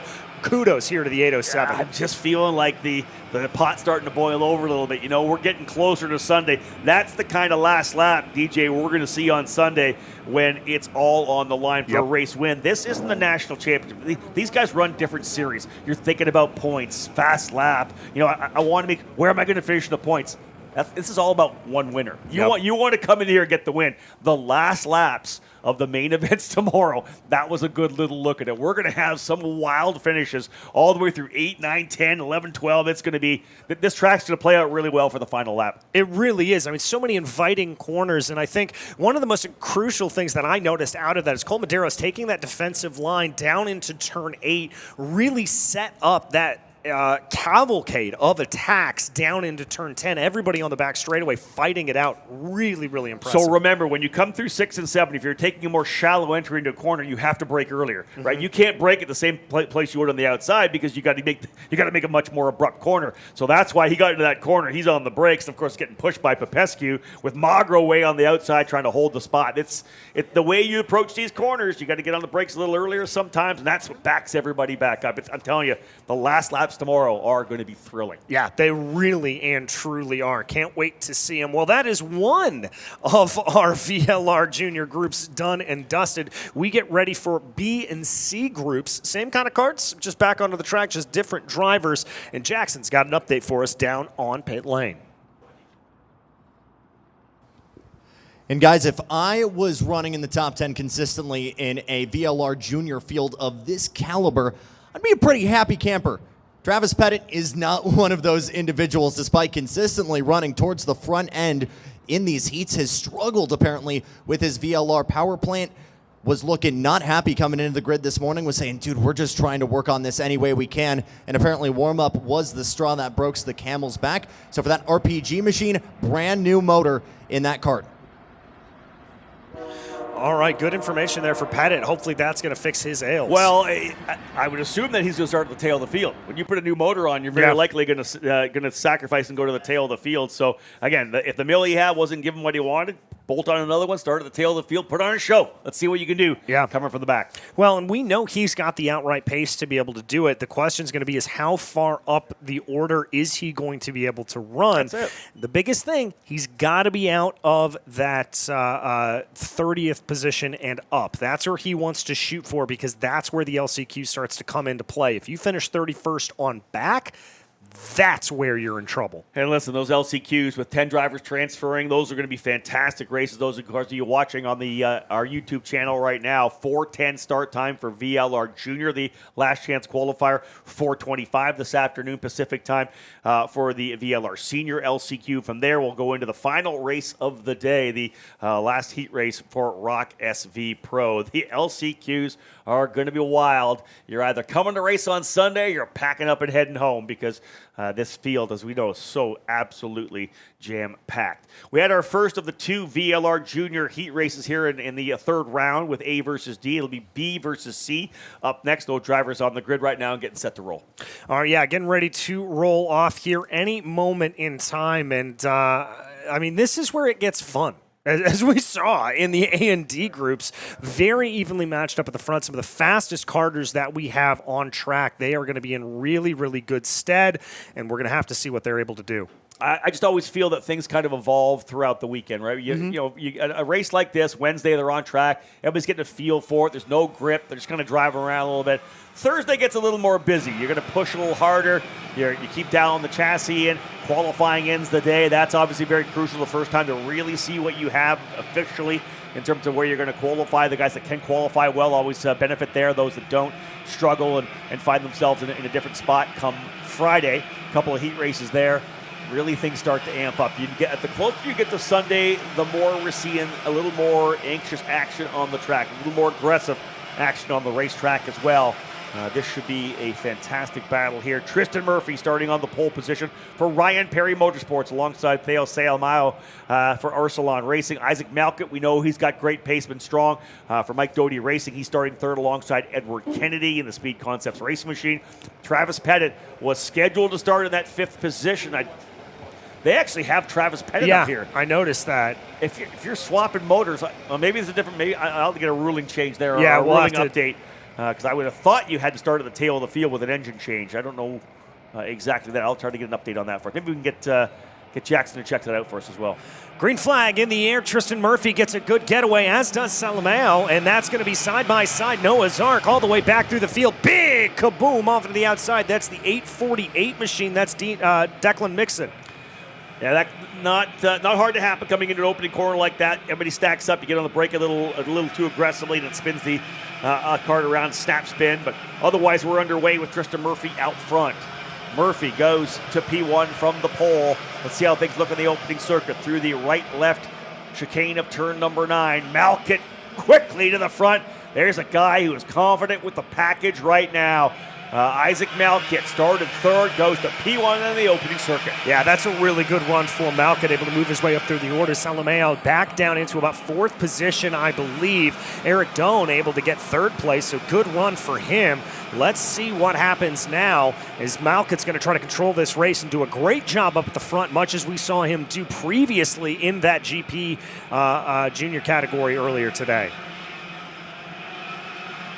Malkett P1, Murphy second. Everybody kind of lining things up right now. Eric Doan, the best we've seen him so far. He's been kind of working his way forward after a rougher qualifying effort. The driver for PSL Karting, Doan on the VLR machine, now up into the third spot here. Again, this is Group B versus Group C in our third round of heats for the drivers in the VLR Junior category. There will not be a fourth round for them. The top 30 in the points after the heats go straight into the pre-final at 310. The remaining of the drivers will run the LCQ Last Chance Qualifier at 410 for the final 10 spots on the grid come Sunday. All right, well, we've got a quick break in the action here. Let's go down to Jackson, who's got an update for us. Jackson, what you got? Well, as I was about to talk, we've got a big crash here coming out of turn number 2 as marshals are scrambling to get that barrier, that tearaway barrier, reassembled, but that's the biggest chunk we've seen taken out. Fortunately, driver already out of the car. Not entirely sure who that is, but while we've got a second, Marco Romero, the kid who punched his ticket here in the spring with a win in Houston, a popular win in the paddock with a family that runs the famous Varas Racing stake truck. Unfortunately, guys, just not able to find that pace so far this weekend. A DNF and an 11th place finish, a third DNF, this time out with a pop chain. A guy who has phenomenal pace so far this year will have his back against the wall for LCQs, DJ. Yeah, he's going to have to be definitely competing in those LCQs, not what he wants to have happen. All right, we check back in on this big breakaway up at the front of the field. This is going to run, I think that's about the top 7. So that's Malkett, Murphy, Dillon, Salameo, Pettit, Kennedy, Ellsworth. That's going to be all there. Andrew Janis is going to be the one who runs farther back in the order. But these top 7, they're playing nicely. They're not seeing too many attacks, although Tristan Murphy's starting to close in a little bit on Malkett. And here they go, down into turn number 5. All right, still holding things together, still keeping on in that single file order. I'm a little surprised we haven't seen a little bit more of a pop-off here from these drivers and a little bit more aggression like we saw in that first heat race of the morning. Rawls and Performance Group, the sponsor of the category here, as you can see, and up front, Isaac Malkett, so strong out of the gate, able to continue to lead this over Tristan Murphy. It's a long way to go in this one here still. Drivers settling into the early running, just 4 laps down so far. You can see the group we have. A little bit of a 2-driver breakaway. And Doan, Salamayo, and Pettit. Back to Kennedy, Ellsworth, running into 6th and 7th. Then it's the big gap, 2 seconds to Andrew Janis, who runs in the 8-12, 8th position ahead of Steven Searock, Carrot Dungeon, Rodolfo Lavin, and Lewis Dilley. Yeah, as they all try to sort themselves out. Look at this 2-car breakaway now. Malcutt and Murphy really starting to pull away here. And with Murphy setting the fastest lap of the race with a 42.9, I think the pressures here are going to be on the very impressive Isaac Malcutt. I like it from Tristan. He's not pushing too hard right now. He knows that they are pulling away. He's probably getting the signs from his crew on the sidelines that you guys are stretching. So keep doing what you're doing right now. Whether or not Murphy has the pace to go by or not, or if he's just kind of holding on with Malcutt, the bottom line is they're both slowly pulling away.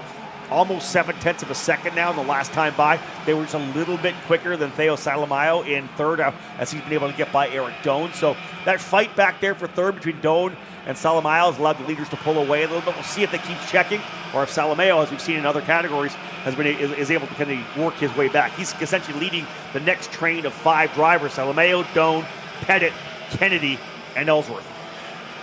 Yep, and that train's still holding true. You can see there the gap about, let's call it 2.3 seconds between Andrew Janis and Nixon Ellsworth. So they've got plenty of room if they want to scrap a little bit, and I think that's going to be on the mind there of Nixon Ellsworth. But again, everybody's staying nice, calm, cool, and collected. Still got 2 minutes and 50 seconds, call it 45 seconds left to go in this race, plus those 2 laps. So I get a sneaking suspicion this is a percolating battle, and we're going to see it really pop off here.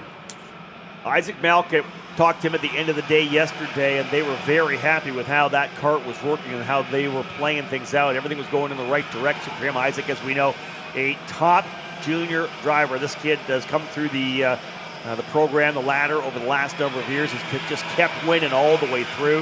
Has won a bunch of races already here in 2025 as well. Looking for a very strong 2026 campaign. Will come away with a ROK Vegas victory as well here on Sunday. That remains to be seen, but everything he's showing on the racetrack right now with Tristan Murphy pushing him leads us to believe that he will be in the conversation for a race win tomorrow. Saravalli, Medeiros, Magri, all from, of course, the race we just watched as well. There's going to be at least 10 drivers. You think about these heat races, DJ, the top 5 drivers looking great, but you got to remember there was 5 drivers in the top in the other race as well. So really there's 10 drivers that potentially could run in the lead group. A little move, I think, Doan going back by Salamayo there in turn number 10. Yep, able to get it done. Salamayo back down into 4th position. Doesn't look like Salamayo lost any more position as a result of that. Sometimes we've seen down through Switchback City that there was a little bit of a cavalcade effect, but that wasn't the case. Now it's going to be down to Eric Doan to see if he can catch up to this leading group with 1 minute and 22 seconds left on the clock as they try to pull in a little bit more to Malcutt and Murphy. Yeah, it's a little under a second, the gap between second and third. You can see Doan right there, the red and white front bumper of the VLR PSL machine. That's of Eric Doan. Again, Eric, one of the top young junior drivers on the West Coast. Have a chance to call a lot of his races over 2025 so far. Looked very good in the Challenge of the Americas. Of course, all the drivers that here running up in the ROK Sonoma program as well. So many ROK Sonoma drivers here with us as well. So for me, it's whether or not is Tristan Murphy going to pull the trigger here sooner or later. He's been so patient right there. The pace is almost exactly the same as Malcutt, but he hasn't thrown at him yet. This is that patience we talk about, the racecraft, the race strategy that a driver will have. If he makes a move on Malcutt here and all of a sudden checks everybody up, Doan, Salamayo, Pettit are all going to be on top of him. He's just biding his time right now. I don't think I've seen really many guys do that here so far this weekend. Most drivers have been pretty anxious. They've made moves. They've brought people back in. This is about the most patient we've seen anybody so far, so good on you, Tristan Murphy. Yeah, and this is, again, kind of what we were talking about back in the mini category, that next level thinking, that chess game that takes place while you're racing behind the wheel. Although in response to what you just said, Malcutt does set the fastest lap of the race, but it's only about a hundredth of a second faster than Tristan Murphy, so matching that pace nearly perfectly. Yeah, a full second now from Murphy back to Eric Doan. Nixon Ellsworth, I think, might have just got a spot on Andrew Janis there as well. So move Ellsworth up into the 7th position on the Formula Works GFC. Good shot here coming out of turn number 8, but through the 9, the right-left turn number 9, that complex back over here into the 10, 11, 12 corner. Malkin still holding the spots. We are now out of time. We're down. I think we're probably going to see the 2 to go here this time. I know, call 1.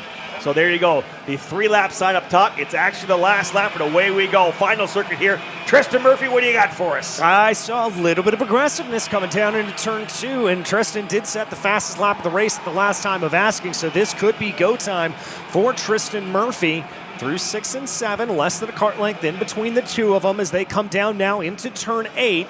Doesn't quite look like he's got the run, but Malkin ran a little bit wide, able to save it and keep going. But on the back straightaway, it's all to play for here. Malkin runs a little bit defensive, runs very defensive down into the corner. There goes Murphy looking for the over-under. Malkin defends it nearly perfectly, and he's going to be able to hold on to take victory. Isaac Malkin, a commanding drive here in Heat 3. Yeah, I love the way he got it at turn number 9, got it down the straightaway, and actually turned in a bit early, but didn't, just turned in enough to kind of hold the spot, and then made the finish off the turn. Great pass there. A little further back, a couple drivers getting more positions in the final circuit there. Malkin ends up winning by 0.3 of a second. The front-running duo, he and Murphy, just a little under 0.8 of a second ahead of Eric Doan, who holds on to third. Doan moving up as well. Eric Doan started in 7th, or 5th rather, goes to 3rd. So listen, that march forward for Eric Doan. Every heat race, methodical. Couple of spots. P3 for Doan over Salamayo. Pettit, Kennedy, Ellsworth, Janice Abernathy, and Steven Searock round out the top 10. Like I said, these battles we're seeing up front in these heat races, remember, you got to take all those guys in the battle, jam them together for what's probably going to be 10 to 14 drivers in the lead group when we go racing tomorrow. We will bring them all back together. Yeah, this is going to be a little bit crazy. All right, as we look ahead here into the VLR Senior Groups A and D, we head down to Jackson Lambros, who's got an update for us. And boys, I think I have an answer on that VLR tech requirements. 2 tech motors is the maximum of what you're allowed to have and can switch back and forth, but once you bring in a 3rd one, that's where the penalties come. Not sure how that worked into Ming Anju and Masters, but I believe if that's a 2nd one for Hurricane Trav, I think we're good. Was talking to Colin Lloyd in that Saudi Racing by Velocity machine. They've set it up so they have one engine kind of a little bit more for the top end, another one a little bit more for the bottom. I said, have you found an answer? And he said, not a lot of changes to the chassis, but we've gone back and forth a lot trying to figure out what works. Single lap pace, about even, but obviously, Rob, you're going to want something with a little bit more high-end power if you want to make those moves. Yeah, that's great stuff from Jackson. That's exactly what we were looking for, right? We want to get that inside information. So there you go. So in VLR, you're able to check in the 2 power plants, go back and forth on them, so no penalty. And again, as Jackson reported at the start of the race, Travis Pettit and the team not happy with the primary power plant. Let's go to engine number 2 to see if it pays off. He ends up with a 5th place finish. Yeah, that's good points for him. And that should be enough. Even though we heard him say he wasn't exactly happy with how everything was running, the fact that that's top 10s and now up into a top 5 for Pettit, that is more than likely going to be a situation where he will get that auto advance into it. As with these VLR Junior groups, as well as the VLR Senior groups, this is not the progressive ranking that we see in the other ones. This is a point structure that you get points based off of your finishing, and then however many points you have, that either places you into your pre-final if you are in the top 30, or if you finish 31st on back, that's where you go to the LCQ. So VLR Junior to VLR Senior, the proverbial out of the frying pan into the fire, because this is going to amp things up another level of all these senior drivers that are getting ready to roll out here for the first of 2 VLR Senior heat races. Just like the juniors, it'll be A versus D and B versus C. So an opportunity for these drivers to race each other for the first time here throughout this week. But again, as we said, no heat race number 4, top 30 in points straight in, the remainder of the field going to the LCQ for what will be an absolute cage match for the final 10 spots to go into Sunday's main event. Yeah, that's going to be crazy, I think, is the best way to absolutely put that in. Again, those LCQs be coming at you at 4:10 today. Great view here of the track from our little VIP area. Had a chance to go over there and check out some things, and that's a great view. That's exactly what I was talking about there, Rob. You can see that rubbered in line coming in around turn 2. Really, really noticeable there. You can see all of that Levanto rubber that has been laid down. And that's why you'll see some of the marbles, too, from the rubber that's peeled up and pulled off. If you get out of line, if you're not in that groove when you're coming through at the starts, we've seen a number of drivers go outside that line, really have to pedal it to get themselves back over to turns number 2 and 3. Yeah, and I think the same is true. I was kind of taking a look a little bit earlier. The same is true in turn 8 as well. That long, sweeping left-hander that we see, that's where it really plays out. Again, this all in the Rio parking lot. Absolutely wonderful hotel that we are very proud to be in. We want to thank the Rio for coming here. We also want to give a big shout-out to GFC, who was the sponsor for this series here for VLR Senior, as we head out and get ready for groups A and D headed out on track. Yeah, the big thing here is there are some players in this category here that have shown extremely well. First and foremost being Jonathan Ports. He'll start on the pole position in that number 905. He's flexed his muscles over the first couple of heat races so far. Again, looking to keep things up, making sure he gets that straight-on transfer into the main event. Should be pretty easy for Ports. But Sebastian Garzon got super racy yesterday afternoon as well. He got a little bit of contact on the racetrack, pushing hard over in turn number 5. It'll be Ports and Garzon on the front row. Alexander Vanchev, the dominant junior driver here in 2025 across all the series, is making his move up to senior for Rawlson Performance Group. He'll start third alongside Colin Lloyd, who was really impressive yesterday in the Sodi kart for Velocity Racing. Jeremy Fletcher, another driver we talked about. Where do you pass in turn 10? Well, Fletcher told us you can do it on the outside or the inside. Running for Mike Manning Racing, karting rather, in the number 913. Fletcher will start alongside Jackson Menchu. Field coming through turn number 12. Willem Boutillier and Theo Kakadi in row number 4. Dylan Dransfeld and Sergei Karamseli rounding out the top 10. All right, it's Ports and Garzon up at the front of the field as they get on into that start zone, getting ready to start flying. Here, put 8 minutes on the clock. They cross over the line, and we go racing here for ROK VLR Senior heat number 3. It's a really good run there, I have to say, for Garzon, trying to hold on the line on the outside. He may not lose any positions. Everybody gets through cleanly. There they go. Garzon does hold on to that second place position, and I think that may be Fletcher that's been able to make a couple of moves up forward. Yeah, I think Sebastian pitched down to the inside a little bit going into turn number 5. You watched how he lost a bit of the exit and allowed Ports to get a good run out of the corner. Otherwise, drivers are battling well. You see the pink and white helmet there for Colin Lloyd. He's fallen back a couple of spots early on. We did have some contact over in turn number 6. One of the drivers getting into the barriers in the entry into the 6-7 combination. But the 905 now of Jonathan Ports leading the way in the Melton Race Concepts machine. Here comes Fletcher, though. Fletcher's going to go to the bottom of the racetrack to the inside of Jackson Menchu.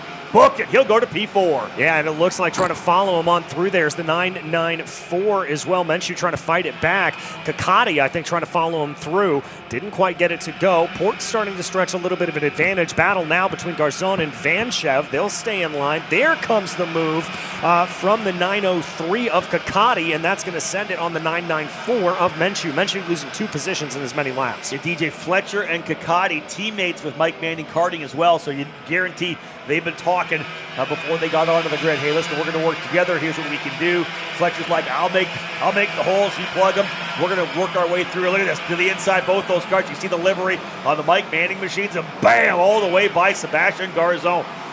Jeremy Fletcher is a man on the move right now. I've had a chance to call his career all the way through karting, many wins on the street circuits.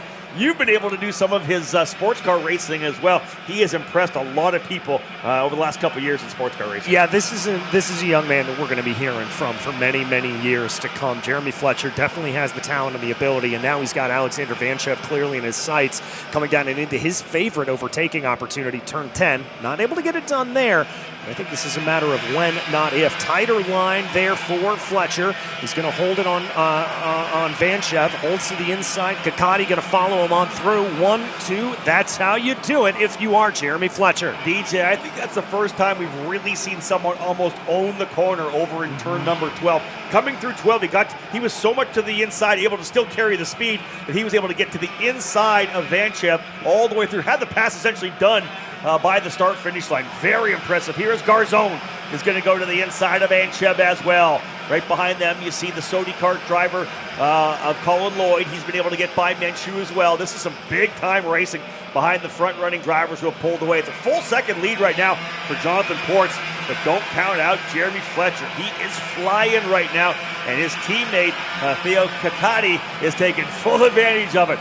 The Mike Manning train is coming. Well, and you saw there on the front straightaway, Fletcher, who's not, I'd say he's about average height, not too big, not too small, but definitely ducking down, trying to minimize that drag coefficient as much as possible. He knows that he's got to push here to make that second up to Jonathan Ports if he can. His teammate, Theo Kakati, going to be, I would imagine, maybe giving him a little bit of a push here and there in a heads-up way, helping that teammate as much as possible. He knows not to fight. As you mentioned, teammates and clearly conversations taking place beforehand. Yeah, and let's be real. Jeremy, again, like I said a couple of years ago, was one of the best junior drivers in the country, right? Was able to score a couple of wins in the SCUSA Super Nationals. This kid knows how to win races.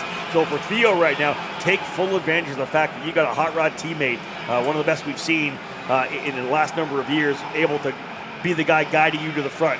Latch onto the rear bumper of that machine and just stick with him right now. Don't do anything that would screw things up for the both of you, because right now you're lining up pretty easily to knock out at least a second and third, maybe even a win here right now. Last time by, Fletcher turned a really good lap. Just happened the fact that Ports went purple with a 42.641. So Ports out front by himself. Unbelievably quick as well.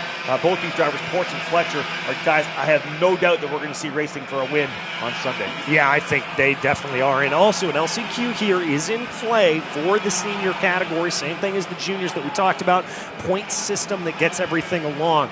So everybody working their way now down through turn number 5. It still continues to be Ports over Fletcher, but Fletcher was able to take that fastest lap back from Jonathan Ports. There we focus in on those two teammates. And for Kakati, you mentioned no slouch whatsoever, an incredibly talented driver, but Fletcher being able to blitz the field like this, how valuable is it, and how much information he is going to be able to store is Kakati to just be able to watch what Fletcher's doing, realize where he's placing the cart and going, ooh, I can maybe pick up a half a tenth there. 100%. Sure, they're sitting down looking at the data after every session, they're figuring out what they're going to do chassis-wise, but for him to actually, in this particular heat race, to be with Jeremy. Okay, he's going through here because remember, they went through the data. I guarantee that Theo was watching Jeremy's video. Okay, you did this. Okay, I was able to pick this up now. But being right behind him, able to, see exactly what he does. Maybe just change a couple of things that you do to stay right with him. This is big for Kakati for sure. Very much so, and still fastest lap being set down by Fletcher. Only about 200ths of a second, but he still holds on to it. Everything is kind of stabilized here for the moment with about 2 minutes and 23 seconds left on the clock. That, of course, being plus 2 laps at the end of everything. As now they go, a little bit of an engine change, just changing that airflow for Kakati. A little bit of movement from behind, as it looks like there was a little bit of a change around Bouthier in 6th, Vanchev down to 7th, and Dransfeld in 9th. So still good movement, but Garzon holding on to that 4th place position over Colin Lloyd. We'll have to see what happens now that Bouthier is involved in that conversation. Wondering about tire wear here a little bit, although they do not have to run, as we know, that 4th heat, but they do run the pre-final, and I would assume they're going to probably run the pre-final on the same tires they have right now. That's another thing we could maybe ask Jackson about, whether or not anybody or will they be putting fresh tires on for the pre-final this afternoon. If you're on the bubble, potentially going to the pre-final, do you put your new set of tires on in the 3rd heat race here for some of the drivers? We haven't seen that yet, but we'll see how that plays out. Yeah, that strategy coming into it. Again, 2 sets of tires allocated here. Jackson's got an update for us down on pit lane. Well, guys, after talking to a lot of guys in the grid on the VLR side, if you're up front, you're really not making that switch until probably Sunday afternoon. We'll try and get an answer for some of these guys who are locked into a little bit more of an unfortunate situation here, risking maybe not having a Sunday to race. But again, we talk about not playing too much into these Vegas stereotypes, but do you gamble if you're out in front? Do you maybe switch over to those newer compounds now, give yourself that insurance of making the show and losing that grip a little bit later? It's a hard call to make here, guys. Well, it is, but as a blackjack player, you never pay for insurance. So I'm just going to throw that out there. Well, I'll say this here right now: if you're a guy who's kind of on the bubble, if you think of the points after the first couple of heat races, you're 29th or you're 35th. Man, I need a result here. Knowing that, listen, if I put them on for the heat race, I'm going to burn a good 12 or 13 laps. Everybody's going to be running the same time. If I make it to the pre-final and I don't have to run in the LCQ, it may be worth it to throw sticker tires on for this one here. Granted, you do that, you still have the pre-final. you're going to suck probably in the main event because you're going to burn your tires off by then. But the bottom line is you do not want to be at the back of an LCQ. I'll be really interested whether or not somebody decides to roll the dice there. I will be too, and it sounds like Jackson's got another update for us. He is on a mission here today. Love it. Well, just some more food for thought, guys, because I feel like talking to a lot of people, they're pretty dialed in at this point in terms of mechanical grip. Not a lot of chassis moves guys have made since maybe Thursday night, at least the guys are seeing up in front. The main priority at this point, especially in the SV side of things, just getting that engine tuned in. And again, talking to a lot of the SOTI guys, talking to the NRC guys, just making those slight adjustments to these VLR power plants, trying to make as much power as possible, getting those long legs in those short straightaways we have here. Yeah, I think that's very, very crucial and goes to prove what we have been hearing all weekend, that a lot of those dial-ins kind of are there. Up front, Ports, Fletcher, Kakati still continue to dial this in. Garzon looks like he's got a whole gaggle of cars behind him. He and Colin Lloyd trading positions back and forth. Baboutier and Vanchev also involved in that fight as well. We'll have to see how they shake out. There you can see it in the back of your screen. Final lap here now for Jonathan Ports. Yeah, certainly he's been chased, but he's going to run this one through. Here's the battle at the end here with Garzon. Garzon, Lloyd, Boutillier, Vanchev. Look at them all battling out here for the final lap. You see who comes away with the spot. First, second, and third. Clean and green across the racetrack with Ports, Fletcher, and Katati. And then you've got Garzon finishing in fourth. He came out of that gaggle of cars coming through the 11-12 complex. Colin Lloyd in fourth. Boutillier in sixth. Lloyd fifth, rather. Vanchev seventh. Dransfeld eighth. Caleb Gaffera in ninth spot. And Dean Peterson rounded out the top 10. No big movers other than Kakati got 5 spots. He was up 5 spots. You got to go outside the top 10, DJ, to get 7 positions up for Ethan Williams. 22nd rather, up into 15th. Plus 8 for Ben Gaunt. Plus 6 for Camden Romanes. So a number of drivers deeper in the pack getting over 5 spots up. Otherwise, most of the guys up front, plus 1 or plus 2 either way. All right. So, yeah, not a whole lot of change there from the order. A little bit surprising to me on that, especially considering the volatility that we saw in those junior races. But I think, kind of to Jackson's point that he made earlier, you're really seeing a lock-in of a lot of these drivers, a lot of these teams, as we take a look there live on the grid. Everybody kind of just getting ready.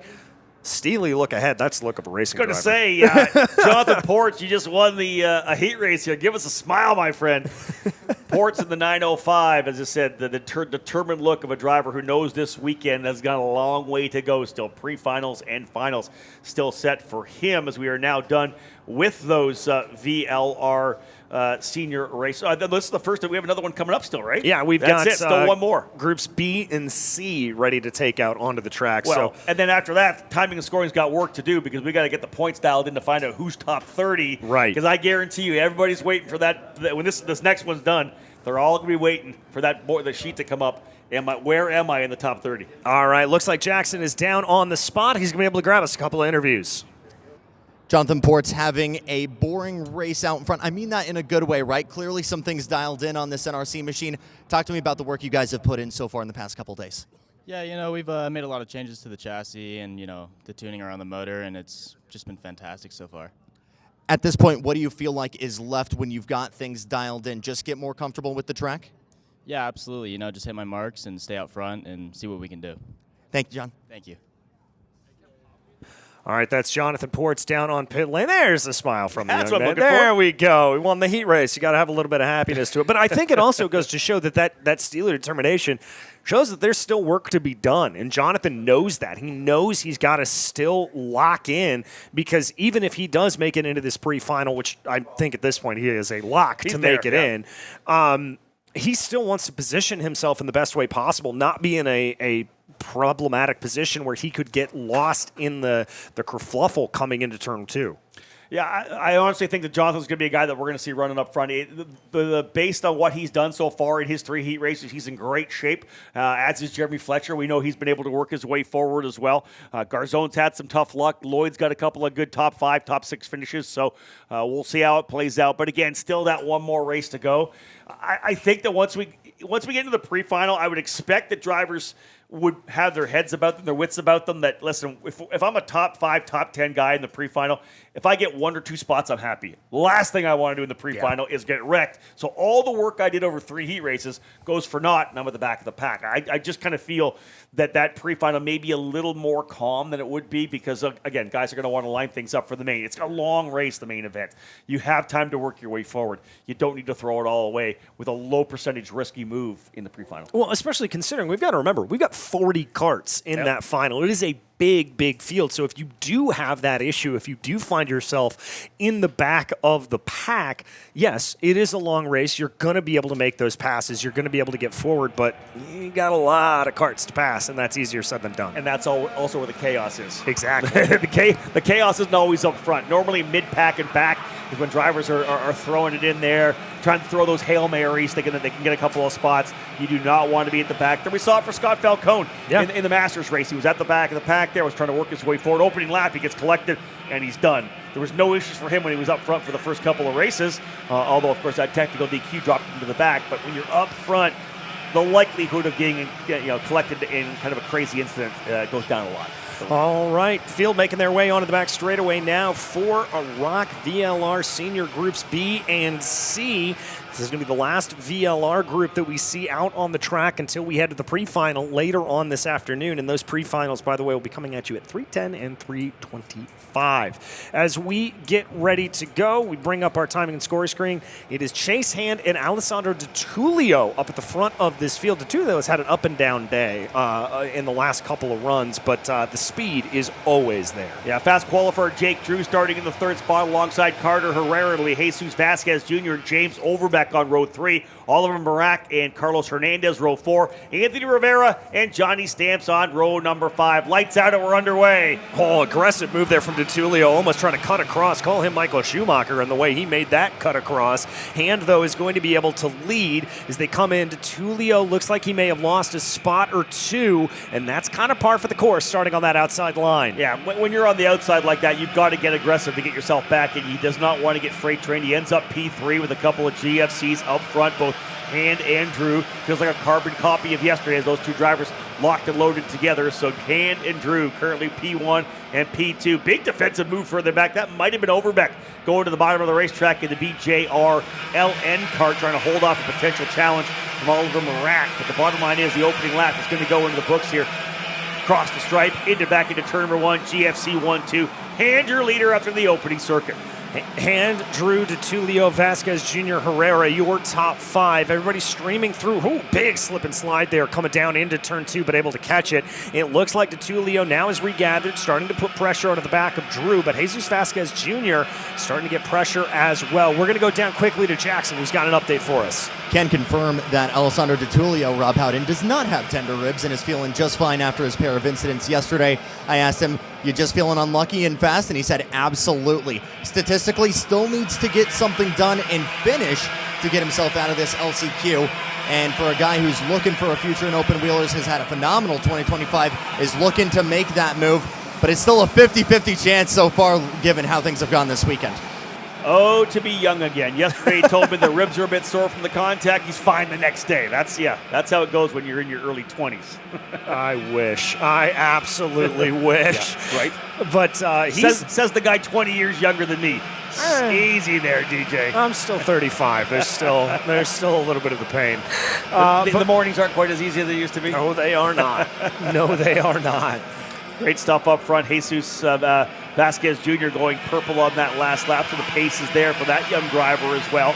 Good job here to DiTullio as he's pushing. You see he's got himself between those two GFCs. Chase Hand in P1, Vasquez in 3rd, DiTullio in there as a driver in the number 930 out here in the back part of the racetrack, trying to figure out who that is. Jasmine Buckley. Yeah, it's a shame to see Jasmine drop down the order there. You see the yellow flags flying over in the entry to turn number 6.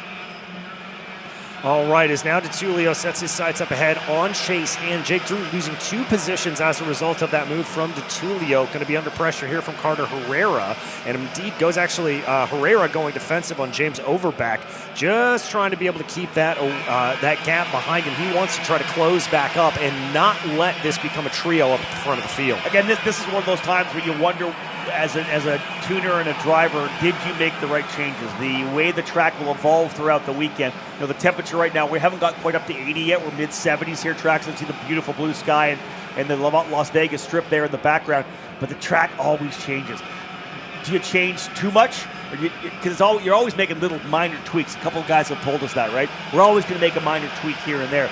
But maybe you felt the car was really good, so you didn't make a change, and that's what sees you fall back. It's the not making a change sometimes that puts you on the back foot, as opposed to making the wrong change to try to go forward. Well, it's the old analogy from Kevin Smith. You want to go where the puck is going to be, not where the puck is. You want to keep yourself ahead of that, because if you miss that opportunity, you're going to be chasing it the rest of the weekend. You want to stay ahead of track evolution. Hand continues to lead. DeTulio now under pressure here from Jesus Vasquez Jr. That gap for Hand has expanded up to about 0.6 of a second. Super impressed with Chase right now there in that GFC. He is knocking him down, and not just is he knocking down good laps, he keeps resetting fast lap. 42.742 last time by. The lead now almost 0.6 of a second. DeTulio was back by only a couple of thousandths of a second, but that's all you need when you have a lead of a half a second or more. If you're matching the challenger from behind, you're fine. Let's see what happens with Hand as he comes back across the line again. Does he go purple again? Indeed he does. 42.689. So the setup is working. Car keeps coming in, keeps getting better. Last time, another 0.06 of a second. Call it 0.653. The gap now between first and second is one of the drivers having some trouble there further back. Yeah, there's the 904. Not sure who that was necessarily, but one of the things that was interesting to me for Chase Hand coming down that front straightaway, there he does it again.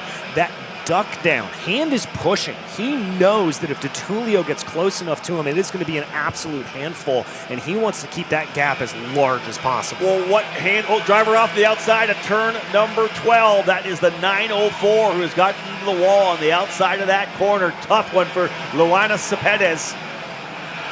Going to be able to get out of the cart. Yellow flags being waved. A little bit of a tricky situation there. Carters will be told to slow down.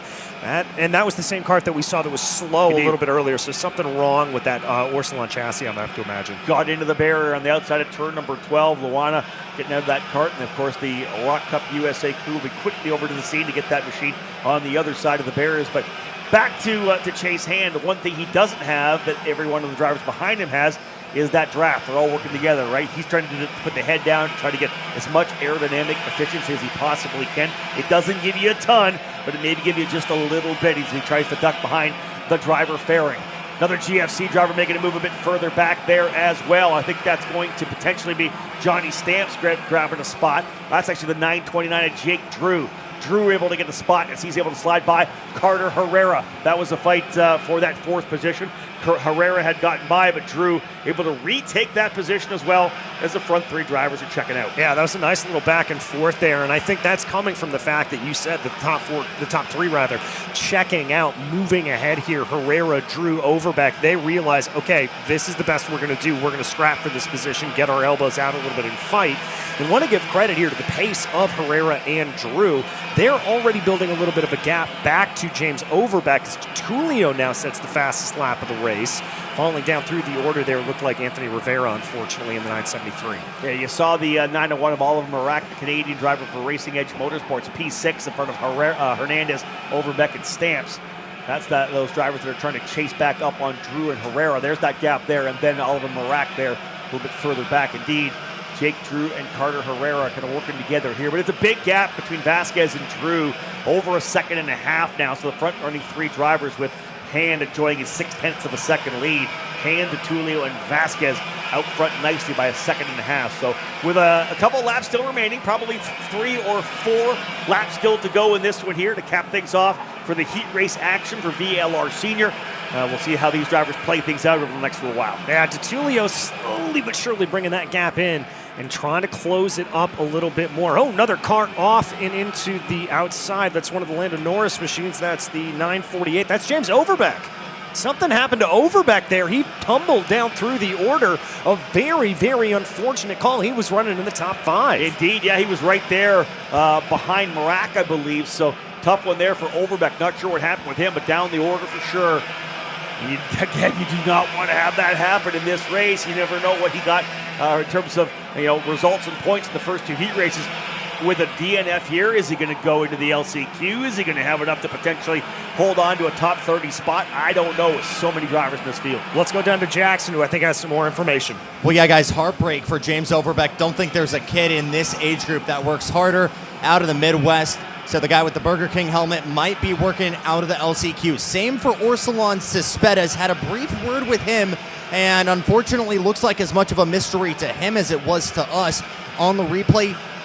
Trying to do some investigative journalism here. It feels like that inside wall and that curbing has spat a couple guys out. That's what we saw in that Heat 1 incident with the Masters. Still not entirely sure, though, what happened there, guys. We'll try to get an answer for you.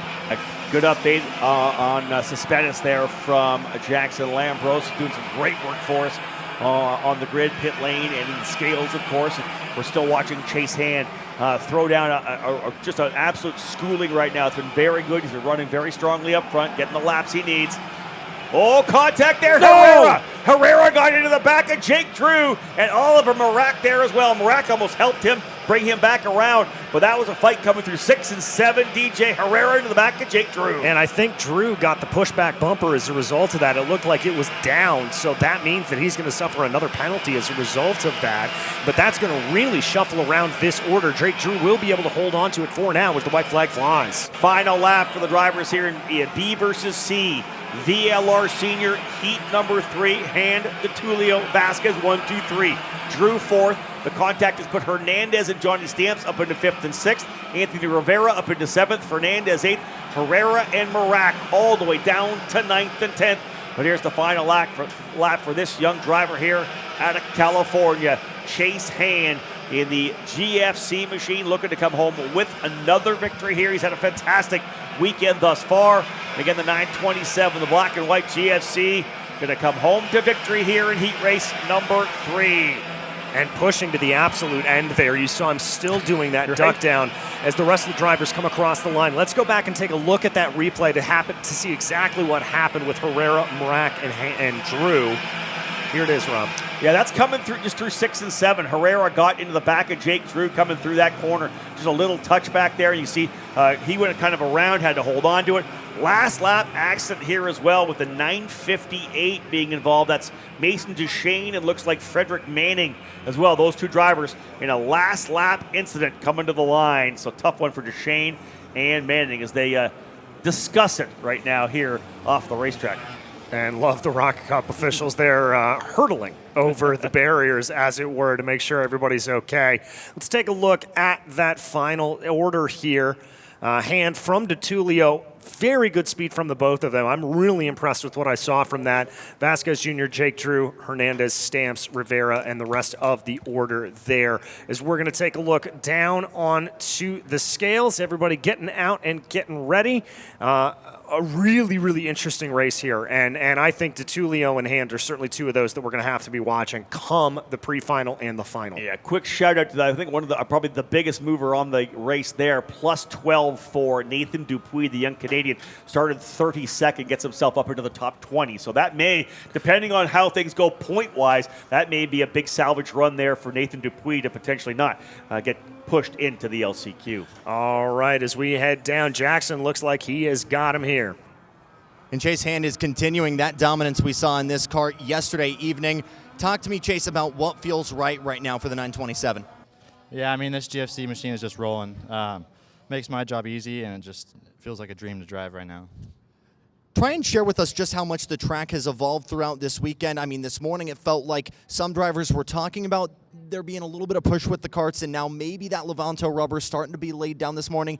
Anything you can share with us on grip levels? I mean, we felt like it's hit a bit of a plateau here. I mean, lap times have kind of steadied out since qualifying, and grip level has been relatively similar since then for us. Thank you, Chase. Yep.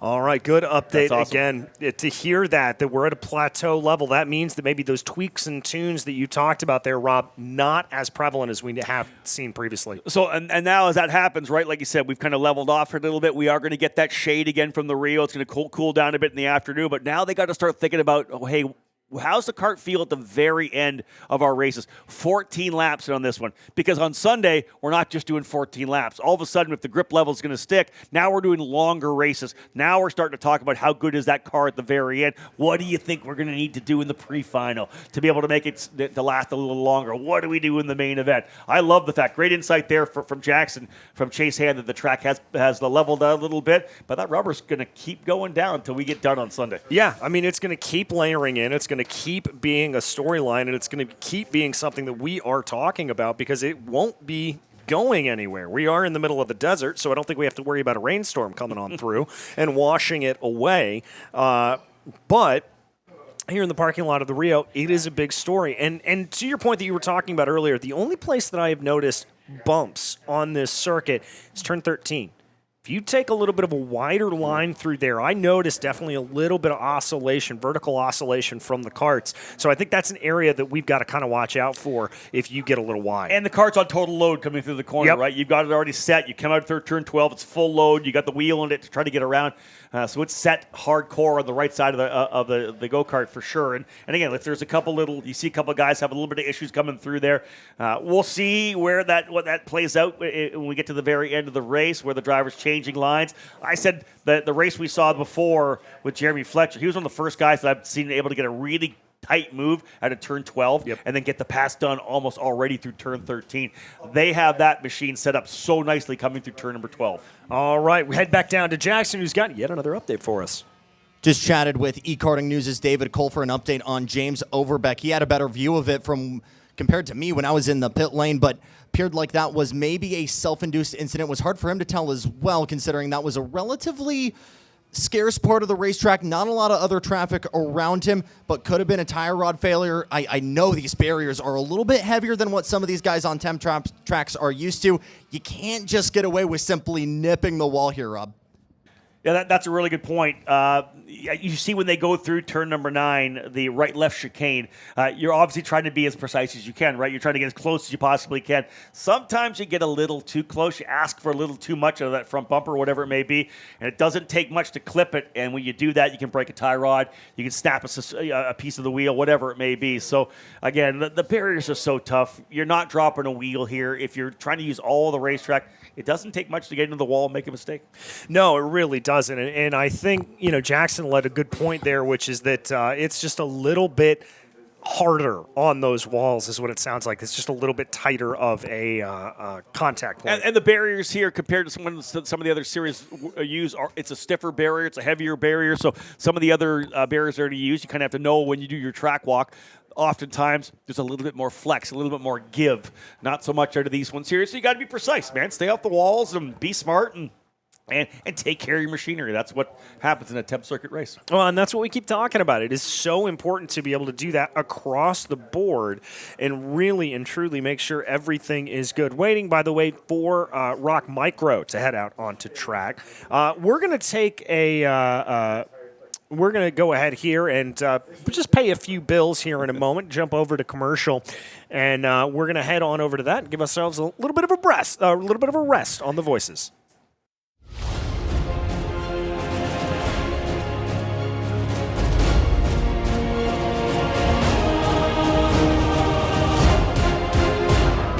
ROK Cup USA, featuring racing from coast to coast. Fast, friendly, and fun. Come join us at ROK Atlanta, ROK Pacific, Florida Winter Tour, or ROK Vegas. ROK Cup USA, home of ROK Vegas and the original Florida Winter Tour. ROK Cup USA, serious fun. When it comes to innovation on the track, Odenthal Racing Products leads the pack. From the highly popular EasyGP camera mounts to our tough case to GoPro case, racers everywhere trust ORP for strength, reliability, and precision. We're proud to be the #1 engine mount manufacturer in the USA. And with our new Easy Bumper Retainer System, you won't get caught out with a failed bumper bolt again. Odenthal Racing Products. Lead or get left behind.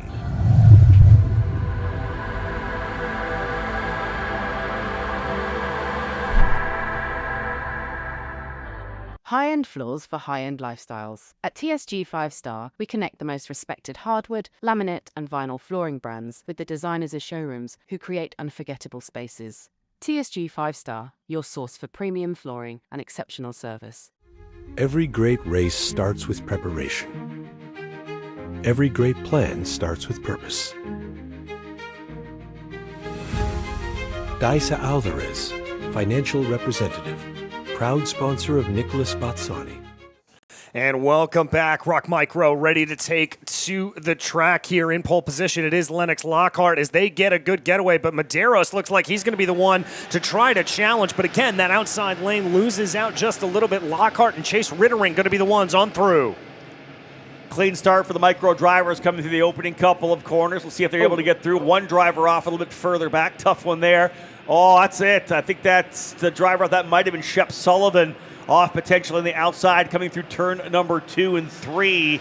A tough one for him.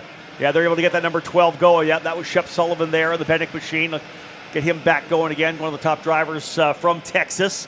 Good to have him here this weekend. Lennox Lockhart, the driver coming out of the gate, though. Opening lap, otherwise up front, pretty clean and green. The number 14 leading the way through 12 and 13. Yeah, just holding that line, doing a great job. And we saw Lennox yesterday get a huge lead at the front of this field and just manage it over the course. Rittering holding on to second, giving him a little bit of a push. Liam Francisco in third. Medeiros now the one in fourth. Axel Tibbs rounding out your top 5. Lockhart gets a good run there out of turns 3 and 4. That's going to allow him to carry some good speed into 6 and 7. But looks like Rittering closing down just a little bit here. Maybe try to form a little bit of a gap back to Francisco. Yeah, we'll see what kind of a breakaway we get here early. You can see 5 drivers in that lead group right now. The number 41 of Bo Wyatt trying to close back up. He's got Aiden Go, Samuel Chavari, and Ajax Garduna right behind him as well. We'll see whether or not that next quintet of drivers are able to hook up. But otherwise, top 5 drivers stretching away right now. Lennox Lockhart on the Sodi kart for Velocity Racing leading the way, but Chase Rittering right there in the Position 1 Motorsports machine. See a little pass back there. Medeiros and Francisco going at it for third. Yeah, that was a pretty late pass, I have to say, by Alvaro Medeiros, but he pulled it off well. And credit where credit's due to Liam Francisco. Recognized the pass, gave him the space, didn't shut the door too hard. Chavari, by the way, setting the fastest lap of the race with a 46.555. Lockhart and Rittering still up at the front, but now it looks like Medeiros starting to close in. Chase Rittering looking very comfortable there, locking onto the rear bumper of Lennox Lockhart for heat race number 3 for micro. If you're watching, of course, your favorite micro driver on the racetrack right now, they'll be back on track around 3:40 this afternoon. Our lunch break set to go here after ROK SV Pro heat race number 3. That should cap things up very likely around 12:55 or 1 o'clock. So we'll have a lunch break set to go for all these ROK Cup USA corner workers and staff to get themselves in out of the sun and get a chance to get fed for the afternoon action. But otherwise, we'll be back, of course, here on the YouTube channel as our broadcast continues here from the Rio in Rock Vegas. Yep, and we are very happy to be here and to be calling this racing action. 5-car breakaway right now. Lockhart, Rittering, Medeiros, Francisco, and Tibbs. That is your top 5. Pretty big gap back to Chavari, but as we said, pretty quick there for Samuel as that gap continues to close. It's certainly about 0.2 of a second faster than Axel Tibbs, so I wouldn't be surprised in the next 3 minutes and 2 laps if we see that gap close in a little bit more. Keep an eye on Francisco. Big dive down to the inside of Medeiros, and Francisco gets it done. Move him back up into the podium. Yeah, that was a nice pass to the inside. Got himself past kind of the kink there leading into 1 and dove it down to the inside of the apex and got that spot away from Alvaro Medeiros. And again, we talk a lot about the racecraft, the race strategy. You know, you get 5 guys in the lead group. You're always trying to drop that driver off the back of the peloton. The driver potentially in trouble now would be Axel Tibbs. He's going to try to do whatever he can to stay with Medeiros, leverage that draft, because you've got a couple drivers already pairing off. You've got Lockhart and Rittering locked and loaded. You got Francisco and Medeiros locked and loaded. It is Tibbs trying to hold on there right now in the 45 as Aiden Go leads Samuel Chavari and Ajax Garduna further back. Yeah, and I'm interested to see if Go is able to close that pace maybe a little bit more. Tight running there between Rittering and Lockhart. They're keeping it very, very close up at the front of the field. There's that battle back for 6th rather. That is Go and Chavari as they continue to try to close in on this gap up in front, and they are doing it. Working their way through the middle part of this race, the 3rd of 4 heat races for the ROK Mini category, and we've seen Lennox Lockhart do extremely well. Liam Francisco as well. Both those drivers have wins, I believe, over the first couple of races. Lockhart looking to double it up here, that number 14. He and Rittering, though, are pulling away. We'll see if Chase has anything for Lennox. Again, we talked about it before. We'd love to see the driver try to work their way into the lead. You need to know what it's like to lead at this racetrack. Rittering's been looking over the shoulder to kind of see what he's got. Trying to, hey, do I have time here? Could I make a move here potentially? How much room do I have really to try to make a pass? Can I afford maybe making a mistake and not getting eaten up by the guys behind me? I like that heads up from Chase Rittering, recognizing the situational opportunities around him and knowing now that Francisco and Medeiros are closing in. There's a nice little battle. The Tibbs has fallen back into the clutches here of Aiden Go. Go almost had a move on him coming down into turn 5, but not, or turn 8 rather, not able to make a play. Yeah, Shivari was right in there as well. So it's Tibbs, Go, and Shivari 5th, 6th, and 7th, and they are scrapping it out. You saw that battle over into turn number 8 almost go the wrong way for Axel Tibbs, but I don't think Go was quite able to get it done. I'll tell you one thing here. Chase Rittering's gone to the lead. I said I wanted to see him try it, and he did it. Went to the lead, and look what happened when he did. The front-running duo is now a front-running quartet. They are essentially stacked up first, second, third, and fourth. We'll get a good look when we come back around. That is 5th, 6th, and 7th as they work their way out of 5 over to turns number 6 and 7. There's your leader there. And in fact, the 3rd and 4th place carts dropped off a little bit there. Rittering, who as soon as he went by, tapping the helmet, asking Lennox for some help. Rittering now trying to be the 3rd different winner here in ROK Micro Racing. Yeah, just trying to pull ahead here, and a little bit of a look from Medeiros. Again, aggressive, wider line there for Rittering down through turn 13. Let's see if Lockhart decides to send a little bit of a move. Could be Medeiros as well. Slightly defensive line for Liam Francisco. Maybe just taking a differing line than Medeiros. I think Medeiros trying to poke and prod to see if there's anything to be had. Ooh, good run here for Lennox Lockhart. Lifts off slightly coming down into turn 6. Despite that being a decent braking zone, we haven't seen a lot of passes there into that corner. Yeah, new leader in Chase Rittering. Does he become the 3rd heat race winner? We'll see. Rittering leads. Lockhart, Francisco, and Medeiros. There's that gap back significantly now. Over 3.5 seconds to Tibbs, Go, and Shivari. These front-running 4 drivers have flat checked out. Lockhart led a majority of this race, but Rittering, who was right there, kept looking over the shoulder to see whether the time was there for him to get the job done. Will come across the line. White flag flying. 1 lap to go. Rittering, a little bit of a defensive run, and not enough. He literally looked in, looked back to his right, and to the inside comes Lennox Lockhart. I mean, Lockhart has made his way into the lead right now, went to the inside of the racetrack. We'll see how they come when they get out of turn 5 over to 6 and 7. Tons of action further back for P5 as the 78 to Go throws it in there. Oh, that was really nice from Shivari, able to get that move, a 2 for 1, as Lockhart was able to get that move done. He's going to hold on to the lead. Let's stay here and see if Chase Rittering or maybe Liam Francisco has a little bit of response as they come down the back straightaway into turn 10. Defensive line for Lockhart. Rittering tried to send it in, but the cart slid away from him a little bit. He's going to keep it single file. A little bit of a poke to the inside down through turn 13. This looks like it could be Lennox Lockhart's day yet again, and it is Lockhart, Rittering, Francisco, Medeiros, your top 4. Chase Rittering coming across the lines. There's that 5th, 6th, and 7th gun of Go, Shivari, and Tibbs. Aiden Go and Samuel Shivari able to get by Tibbs on that final circuit. Go up into the 5th spot, +4. Started 10th, goes to 6th. But yeah, Rittering was leading, came across the line, kind of moved over a little bit to run the defensive line, and then nobody was there, looked to the right side, and he sold him the dummy. In came Lockhart. The minute that Rittering looked to the right, where did he go? Right to the left came Lennox Lockhart. Fully took advantage of that, and there's some good sportsmanship out of the front 2 drivers. Great stuff there for Lennox Lockhart and Chase Rittering.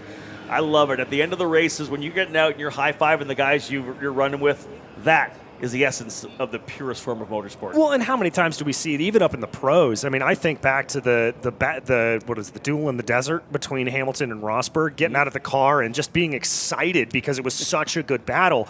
Yes, it's great to win by 5 seconds, by 10 seconds, to have this commanding lead, but a driver's a driver, and a driver wants to have some fun. We want to race. You want to race. That's it. Lennox pretty happy with that one, folks. Another win for him. He's going to try to keep it going here in the race number 4, heat race number 4. That's, of course, at 3:40 this afternoon. We've got a lot of great stuff this afternoon, do we not? The pre-finals coming for VLR Junior and Senior. The LCQs are coming. Man, there's so much good stuff. Before we even get to the main events on Sunday. But this young driver, Lennox Lockhart, looking for a ROK Vegas win here. He has definitely shown that he has the pace to get it done. Good to see Chase Rittering, though, kind of flex his muscles as well. We knew that Liam Francisco can get the job done as a race winner, but I like seeing Chase in the middle of the fight as well. Yeah, I like seeing that as well, and I like seeing the fact that even though at the start of this we did have a little bit of a breakaway with Rittering and Lockhart up at the front, everybody was able to close this back down and make it work. It was a really, really closely fought battle, and I think that bodes well for the rest of the weekend. Jackson Lambros down there on the spot trying to get a few maybe interviews, talking to a few drivers. Right before we get Jackson, let's just put this out. Obviously, Lockhart, Rittering, Francisco, Medeiros up front, real impressive. Fast lap of the race was all the way back in 11th. Dutch Westbrook, a 45.970. So let's not count Dutch out as well. He's got a lot of pace, a lot of speed. Going to have to get a good start. Of course, looking for a strong heat race number 4 to set things up for Sunday. Yeah, good stuff there for this entire crowd. Is there you see the young guns, as it were, of ROK Cup all down there and getting ready and getting set. All right, we're going to turn our attention now over to the shifters yet again. Masters and Supermasters coming up next. And again, these karts, very different in the way that they run. Significantly. You got to do that. But before we get to that, we're going to go ahead and take a quick commercial break. Actually, we're not going to do that because karts just headed out on track. So we're going to stay with you here. So we go from the young to... Sorry, Rob. The old. I would call them well-aged. Seasoned. I have a friend of mine that refers to it as seasoned. I can live with seasoned. Well-aged. Well-aged. Like fine wine. There you go. There you go. But still with the same passion for the sport. Goodness, That's what I really love about Masters racing. A lot of you think about the young drivers in the micro, mini, and junior categories. They've got dreams of Formula One, IndyCar, IMSA, whatever it may be. They want to be professional race car drivers. The drivers here at Masters, they want to be go-kart racers. Yeah. And that's, I think, one of the pure things as well. These guys are thrilled to be here. They want to race karts. That's their thing. It's my thing, obviously. I get a chance to race a bunch of Masters races every year. We're out there because we want to have a great time and just a ton of fun to drive a kart, for sure. And the shifters, there's nothing better than driving a shifter kart. Yeah, it's pretty fantastic. As we get ready to go here, lining up on the grid, Kevin Wood's going to be starting in pole position, Patrick O'Neill to his outside, and then Morn Van Tak. Really, those are the three that really were fighting it out there. Hunter Hagenbuch, though, definitely keeping it alive there for the Masters category. No doubt. Corey Matthews, Luis Quiones on row 3, Sergio Rodriguez, and Edgardo Ortiz on row 4. Jesus Lopez alongside Ryan Coberly on row 5. Corey Eberhardt and Chris Salutos in row number 6. Field set. Woods on the inside. O'Neill on the outside. We'll go to the lights for heat race number 3 for Master and Supermaster Shifter. Oh, a couple drivers. The back jumped as well. Oh, no! It is...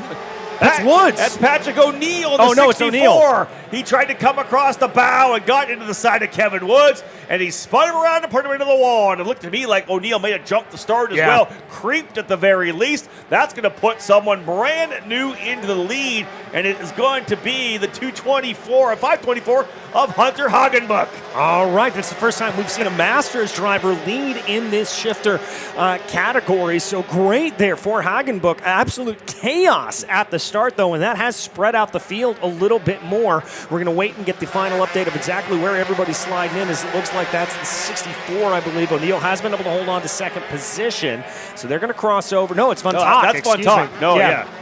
Well, I'll tell you this. If you watch the start, if you get a chance to see a replay of it, you can see that O'Neill kind of set the kart a bit on an angle so that when it shot, it was going to go across the racetrack. He wanted to make sure he was going to be able to get to the inside. He kind of jumped the start a bit and got back at it, and as soon as he came right across the bow on Kevin Woods, and Kevin had nowhere to go. He's on the throttle, full pin, you're grabbing gears, and of course spun him around in that the counterclockwise direction. Tough one for Patrick O'Neill. He'll go to the tail of the field.